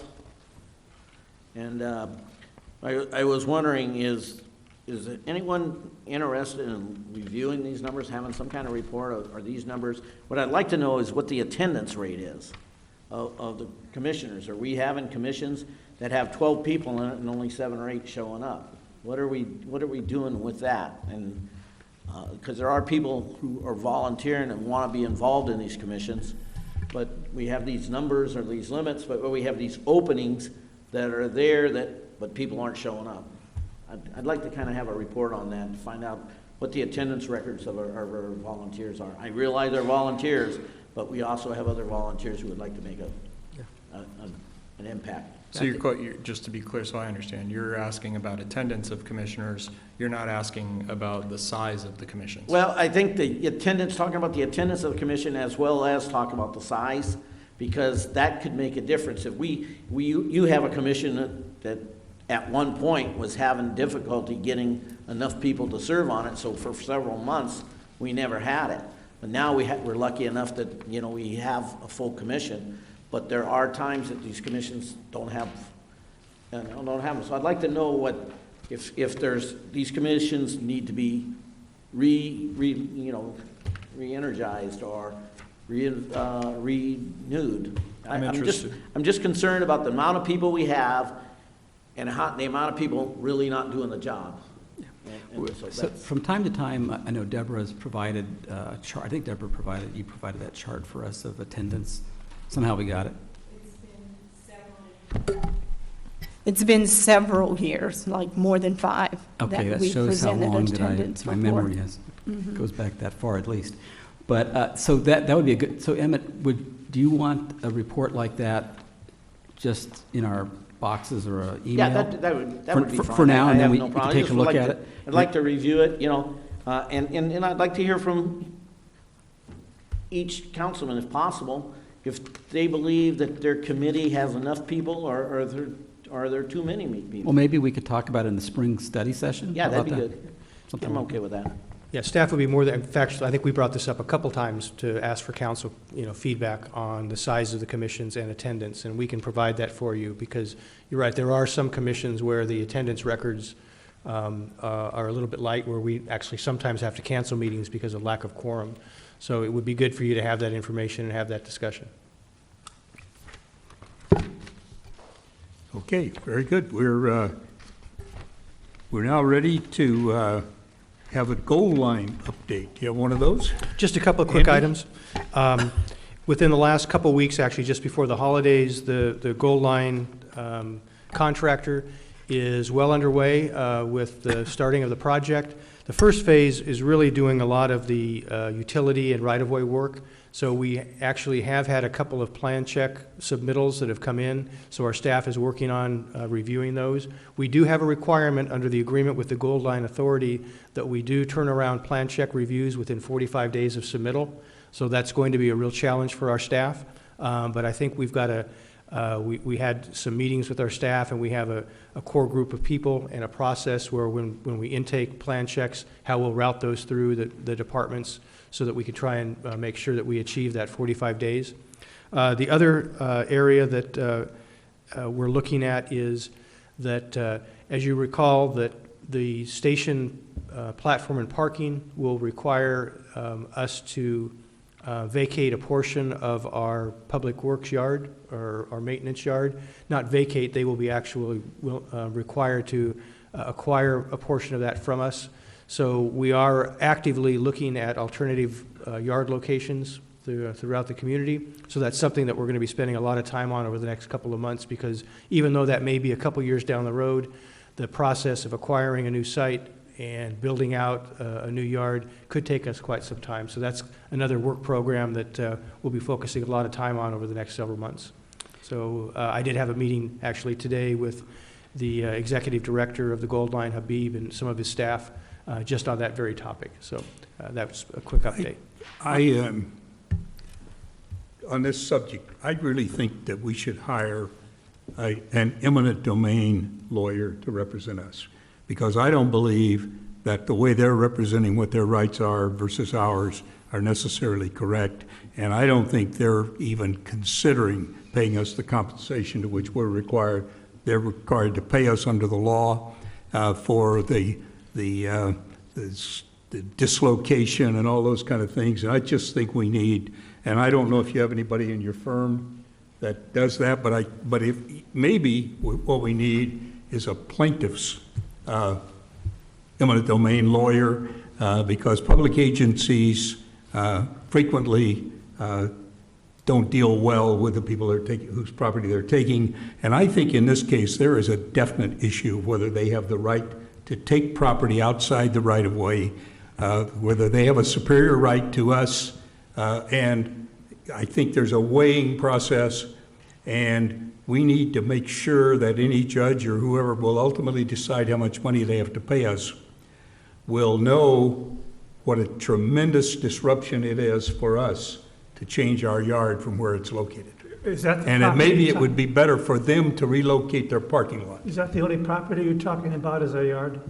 That's the only one I'm interested in right at the moment, because that's the only one that we own that they're going to be doing a taking on. That's the only public property. There will be the realignment of the Bonita Cataract property, but that would also be for the city's benefit because of the road realignment. But this is the only public property. There are some private properties that they're going to have to acquire, and I think they've already started that process. But I think I would defer to Jeff on the mayor's question. Yeah, the city manager reached out to my office 2 weeks ago, actually about exactly that. So we have our eminent domain team working on those issues that you mentioned. Do we know at this point that they're underpaying us? I mean, well, we haven't received any offers. They haven't made any offers, but the Bonita Avenue, that property they're taking is worth $1 million. They are not, they're thinking we're going to give it to them. We can't give it to them because we don't own it. That property they're going to take. We don't own that property. We were the successor agency, basically as the trustee for all the people who are tax entities that have an interest in that. And I just think that the Gold Line is doing us no favors. And I think that the Gold Line, the transit part ought to pay all of the costs. They ought to pay for that property. I don't believe we have the authority to give it to them. So I think, and we know it's worth, on the 2017 appraisal that we had, places at the amount they're going to take is around $1 million. And they haven't indicated, they talk about, well, whatever, but they never talk about how much they're going to pay.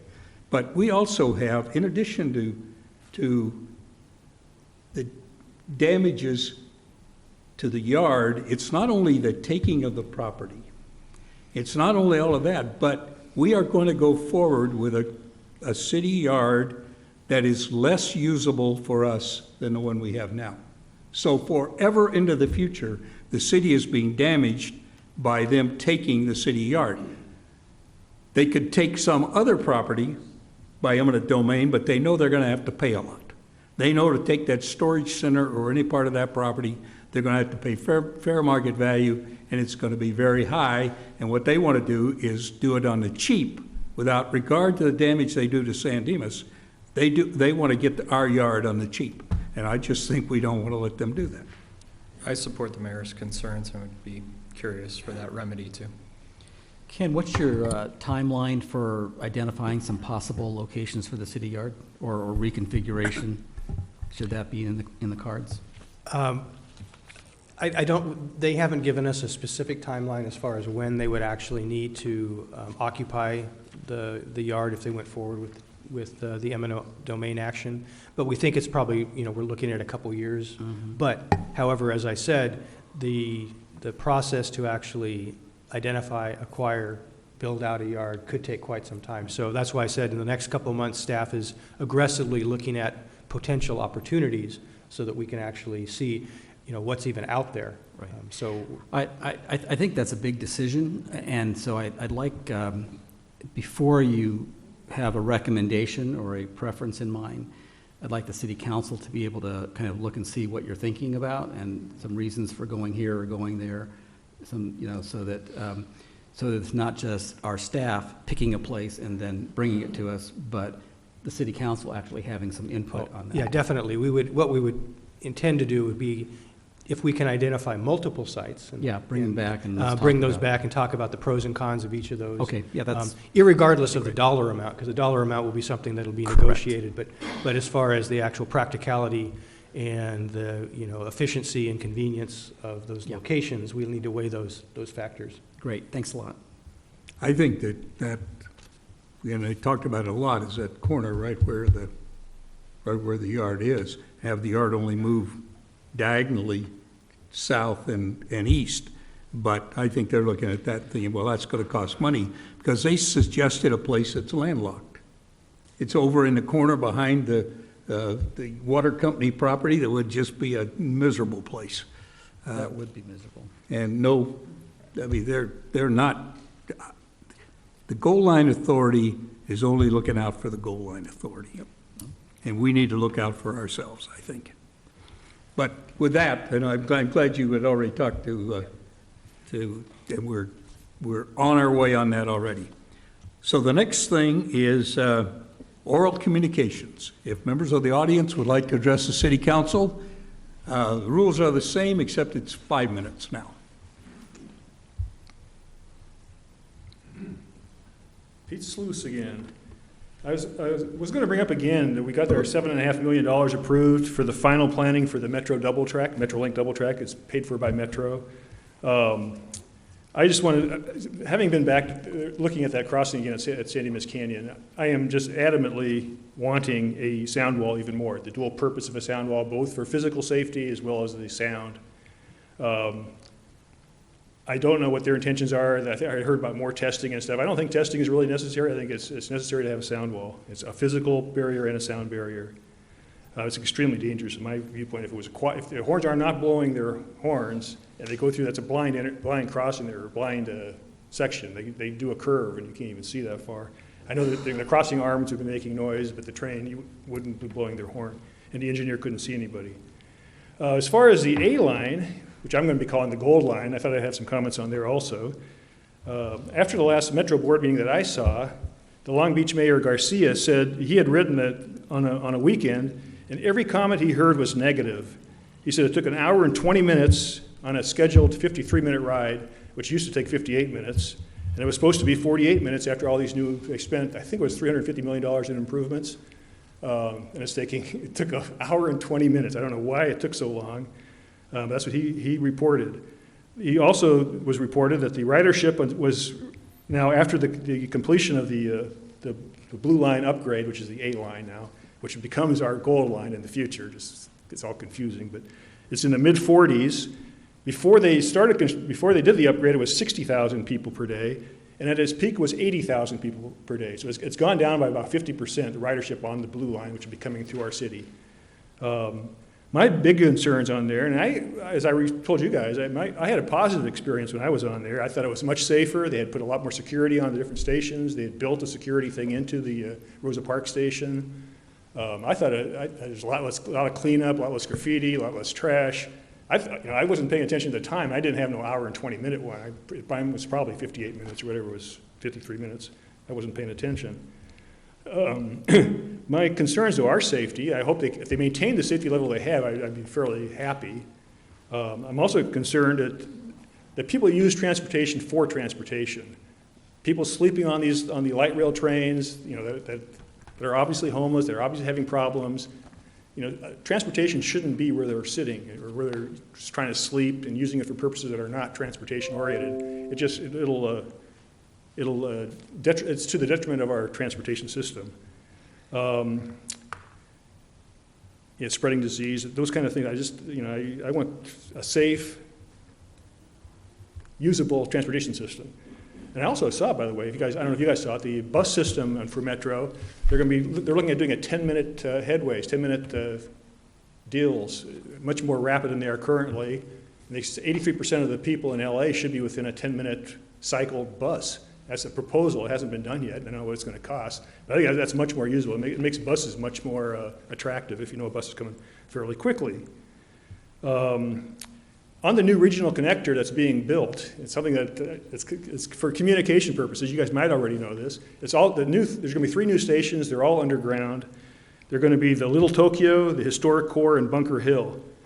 What is amazing to me, maybe everybody knows this, is the Bunker Hill station on 2nd and Hope is going to be 110 feet underground, the station. That's 11 stories underground.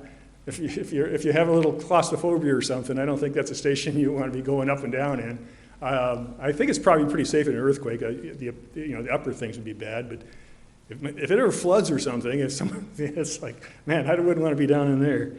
110 feet. I don't know how much the rest is. And I'm not sure where the Gold Line or the A line is going to come into Union Station. I'm assuming it's not next to the Metrolink trains. I'm assuming it's going to be below ground, but I'm not really positive about that. And finally, they mentioned, and it's a positive in some respects, I don't know what they're going to be doing at our station, is that they're looking at restrooms again at the Gold Line stations. It might cause some problems with other people using them for other purposes, but it can't hurt to have a restroom around a train station, I don't think. And that's it. Thank you. Appreciate it. Thank you. Anyone else like to address the City Council?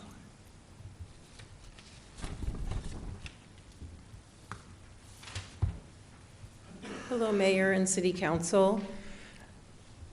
It's not easy for me to get up and speak in front of people like this, so I'll do my best. I'll probably be reading what I want to say. But it's important for me to speak up and say what I feel. Okay. My name is Julie Henry, and I moved to San Dimas with my husband about 30 years ago. We live on West 2nd Street in the historic town core area. We came for the charm of living in a vintage home, and we were blessed with the life in a quaint neighborhood in a very friendly community. We consider ourselves blessed to have been able to raise our 2 daughters in such a safe place with such fantastic schools. Both of them went to Shoal and to Lone Hill and on to San Dimas High School and have since graduated college. And I'm still stuck in kindergarten at Shoal working for Bonita Unified School District, but it's a great place to be. Because we live downtown, we've always been lucky to be able to walk to everything, walk to the post office, to the bank, to the store, to the library, to all the community events going on in the park and the downtown shops. Our family, like many others, would really love to see, we love the small town feel of San Dimas. However, we feel that there's something missing as far as that there's really nothing to do downtown after dark. That kind of vibe is the thing that we're really missing.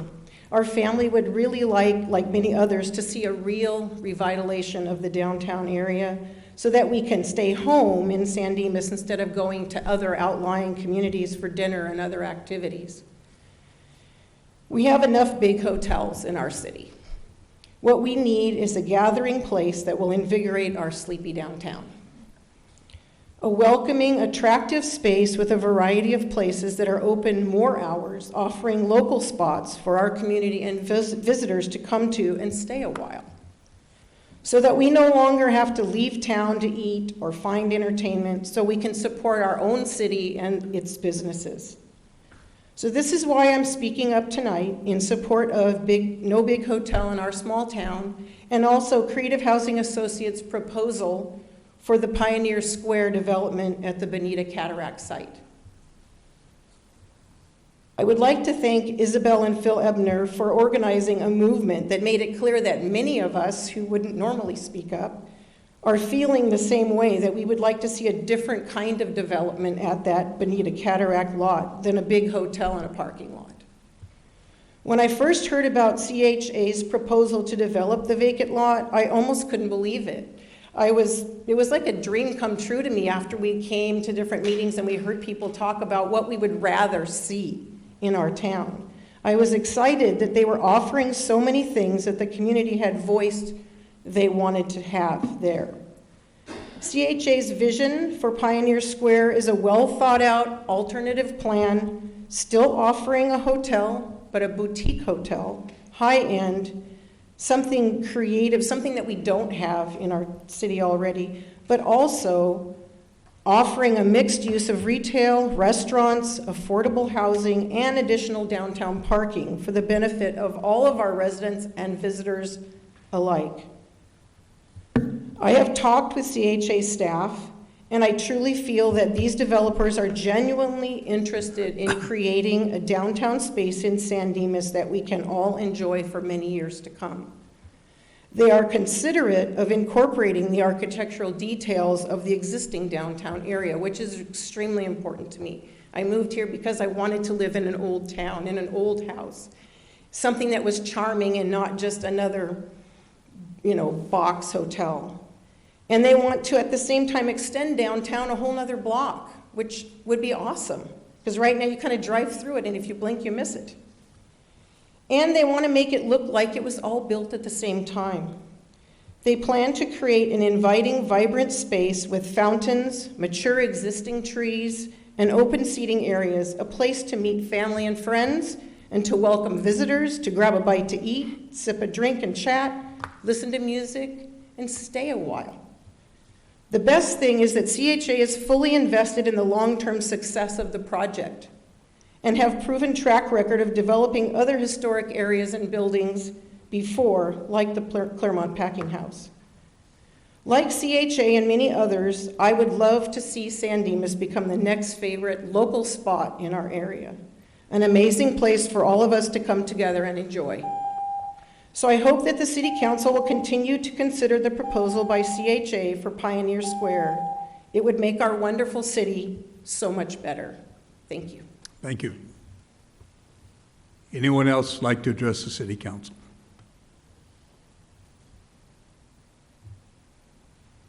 Okay, we will now move on then to the City Manager. Yeah, just a couple of items. First off, I'd like to call on Henry to kind of give you an update for the public's benefit, some announcements regarding some hearings regarding the SB 23 project. Great. Thank you, Mr. Guerin. Good evening, Mayor and members of the City Council. I just wanted to inform to the City Council as well as the public that community development staff will be holding two community meetings tomorrow. The first is at 5 o'clock in the Plummer Building, and that will to be discussed with the downtown merchants. And then the second meeting starts at 7 p.m., and that's for the community meeting, and that will be held in the Senior Citizen Community Center building at 7 o'clock. This is our initial phase of the SP 23 moratorium that the City Council had approved the moratorium back in September and October. And this is our initial step just to get input from the community as well as the downtown merchants as far as their vision for what they would like to see for these three sites.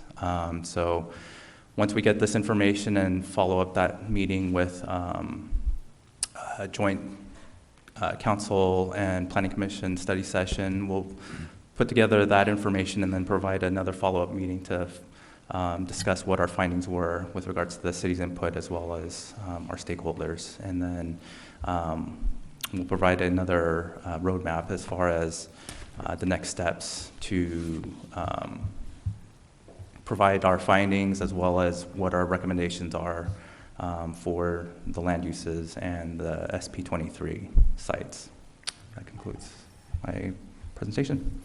So you have two meetings, one for the downtown merchants and one for the community, but can the community come to the first meeting? Sure. Vice versa? Correct. Then the next question was, I received a couple of phone calls, thought maybe that we might be a little short-sighted by having both meetings on one day when the other members of the community might not be able to make that day. If you had it on a, you know, another opposite day, like you had the one on Wednesday, then had the other one on Thursday because if people couldn't make it or something like that.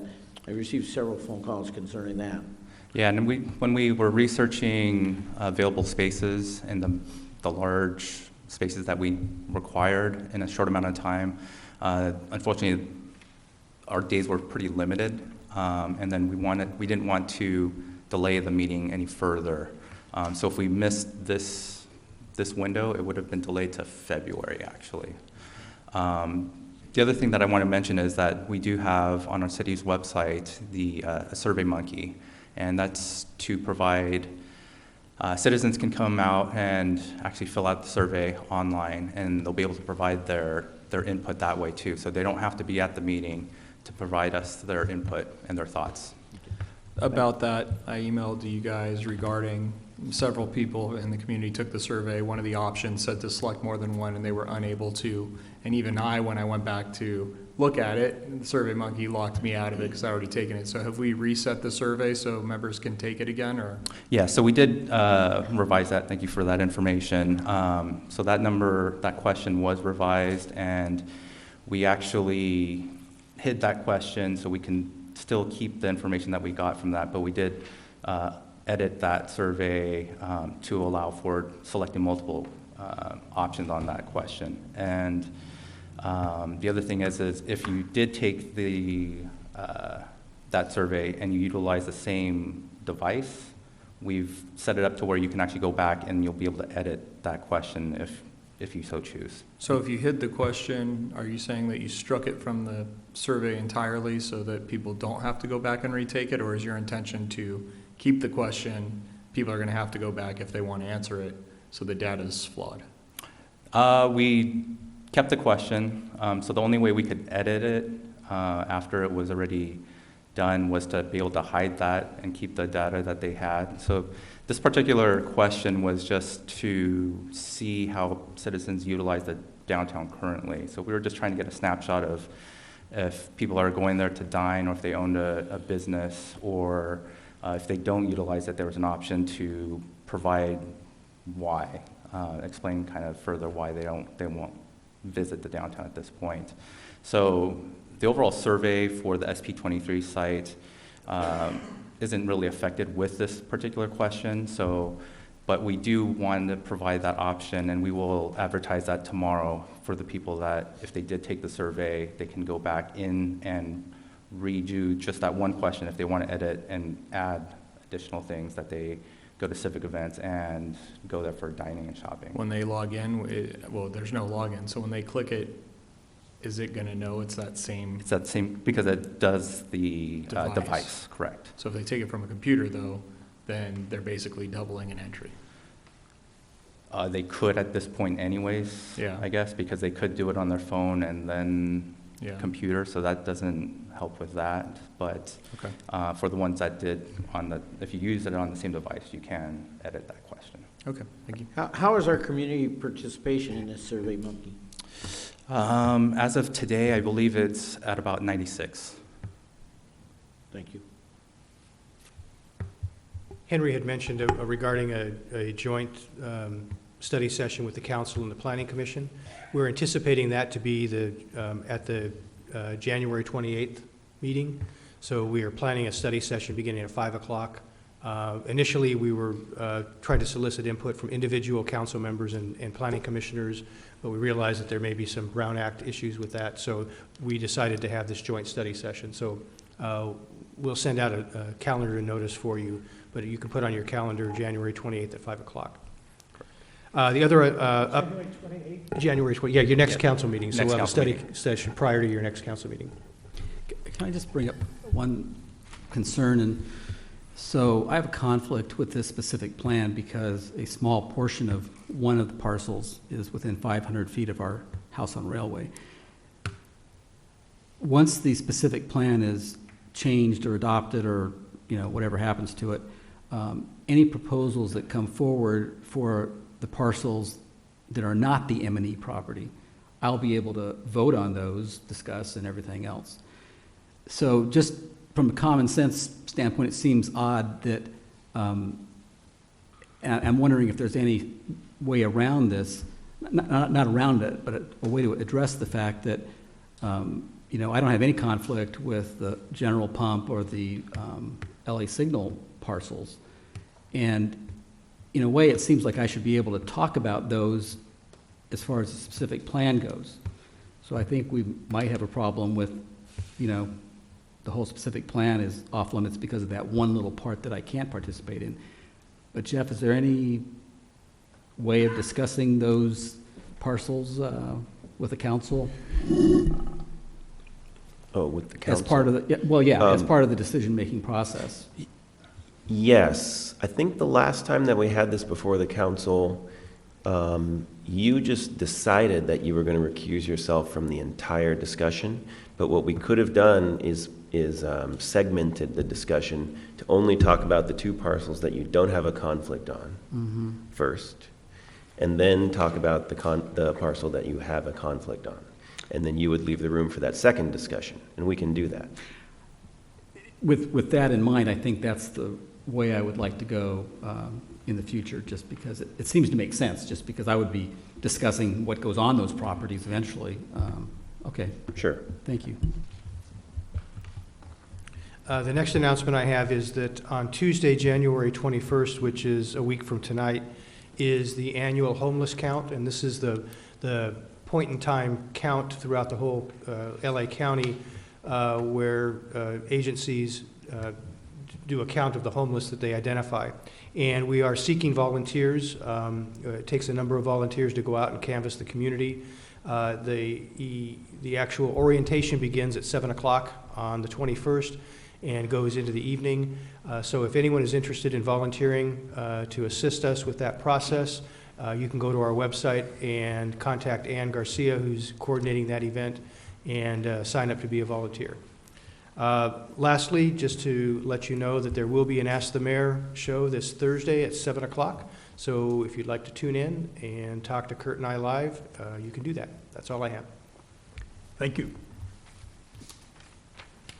City Attorney. Nothing tonight, Mr. Mayor. For the items for the City Council, we have an appointment to the Golf Course Advisory Committee. We had 4 applicants, 2 of whom had been interviewed for various other things. So 2 were interviewed. Emmett and I were scheduled to interview them, and Emmett was not able to be there, so I interviewed both of them. They were both good qualified candidates. One had only lived in the city for about 6 months, but I think shows a lot of promise, a young guy and a new career here in San Dimas. And another gentleman who had tremendous amount of experience. In fact, he and I talked for a long time because it was the end of the evening. But our recommendation for appointment is to appoint Don Green to the vacancy on the Golf Course Advisory Committee. So I will make a motion. Is that a motion? That's my motion. I will second your motion, Mayor. Anybody opposed? Okay, that carries by unanimous 5-0 vote. The next item is council members who attended meetings at the expense of the city since the last time we reported. Does anyone have anything to report? Hearing no one, we'll move on to the next, to individual members' comments and updates. We'll start with Ryan. Thank you, Mayor. First, Happy New Year to everyone with our first council meeting of the year. It seems like it'll be a fun year in city council world and in the city, as evidenced by our first agenda of the year, which felt like a kick. Anyways, it was a kick.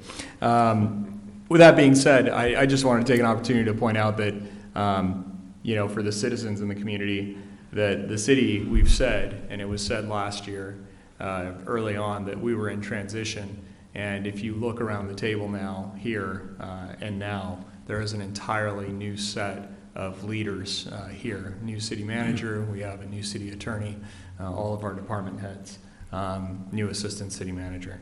So I think there's some exciting opportunities here. Ken's been good. He's been the stable rock, if you will, helping corral this new team and put it together. I'm excited for this new management team I have high expectations, as I think all council members do, but I'm very excited for you. That being said, tonight's agenda was brutal, and to the members of the community, there was no joy in any vote tonight whatsoever, and frankly, I'd liken it to taking cough medicine. I mean, bottom line is, it's a legislation, it is what it is, you gotta take it, you don't have to like it, but it is what it is, and I think we did what we had to do. And while I didn't like it, I think council made good decisions tonight. The graffiti in the study session, for members of the community, if you didn't know, the city piloted a graffiti program, some very exciting things. Councilman Ebner and I had talked a little bit about prompt responses. You may recall it's probably about 4 months ago or so as it related to a graffiti contract consideration. I think members of the community would be happy to know. And you can look at the study session report. It has the data, but graffiti is being abated in less than 24 hours, I think, which is pretty awesome. And the city's proactively abating graffiti, which is also cool. And they're sharing the information with law enforcement, which helps. I got back from Sacramento, for those of you that follow me in social media. I was up there on behalf of LA County Professional Peace Officers Association. I had the opportunity to stop in at the Capitol, and our state senator, Anthony Portantino, told me to come to his office. I didn't know he was in session, and then he had his staffer take me down onto the chamber floor, which was pretty cool while they were in session. And then he made a point to take me aside and point out how many Republicans were in the chamber, and which is 1/4 of the chamber, which graphically is pretty interesting.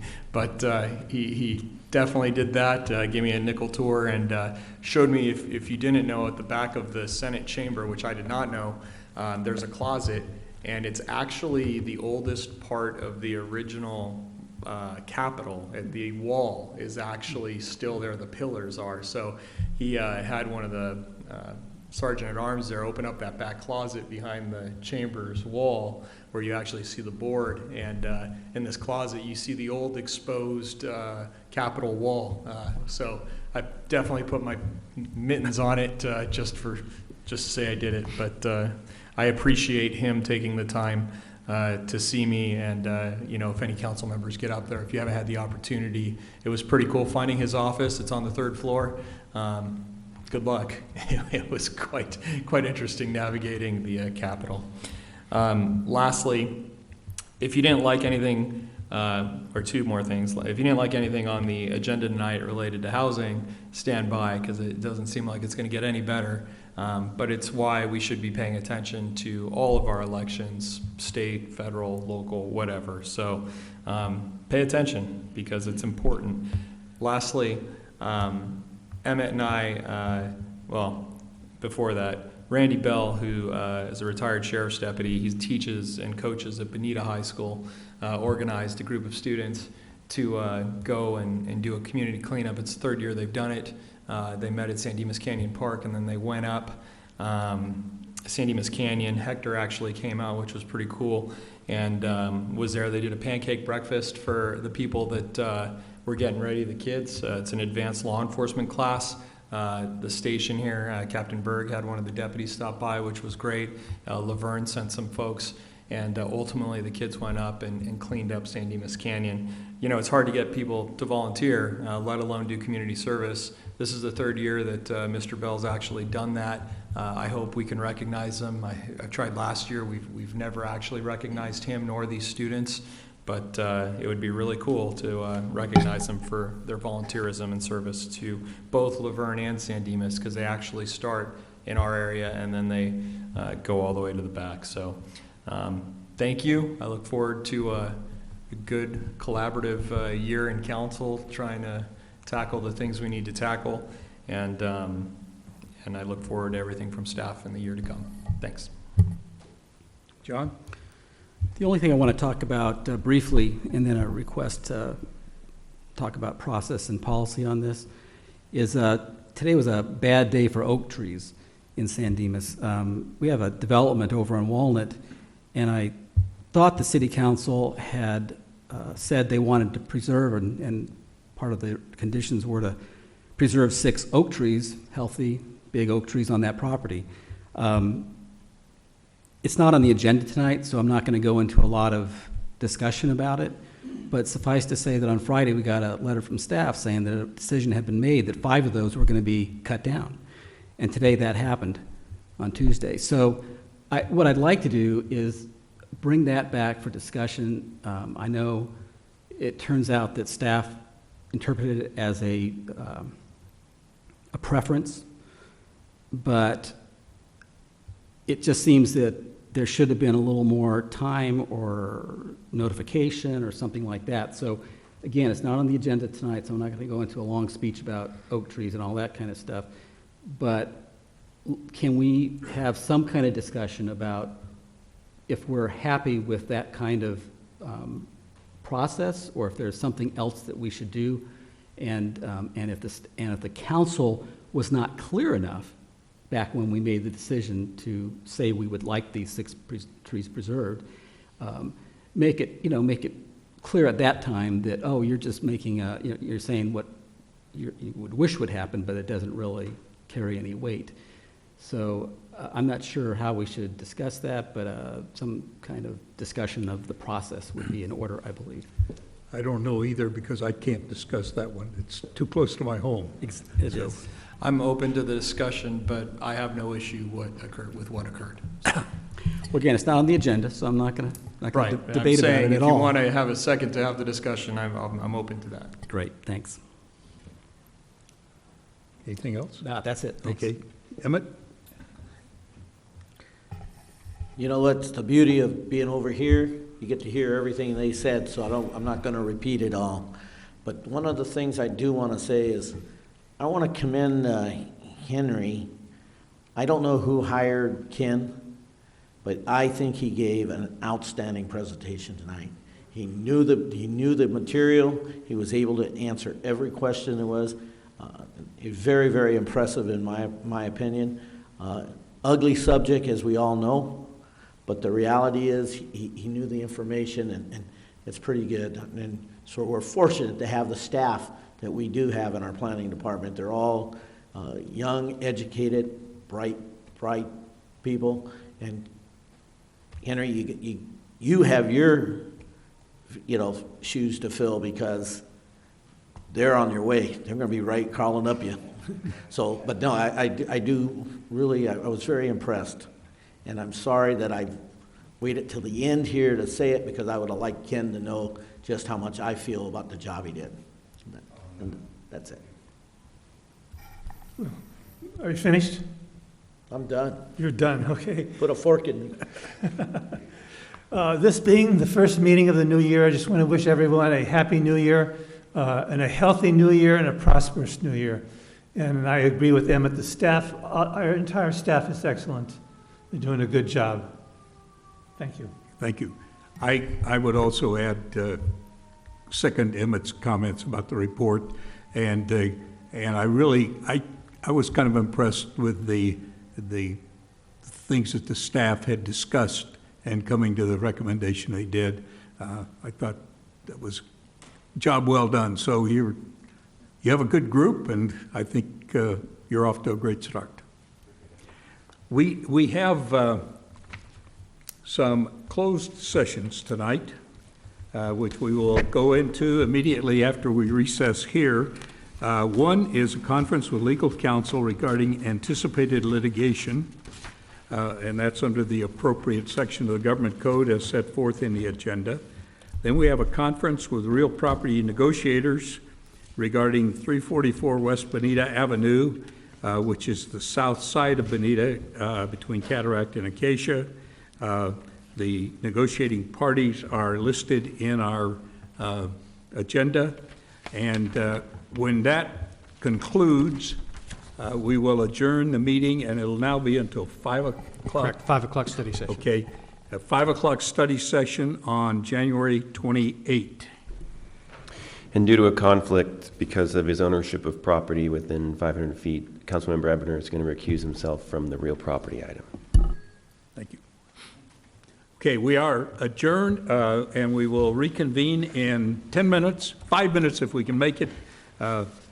next door in the conference room.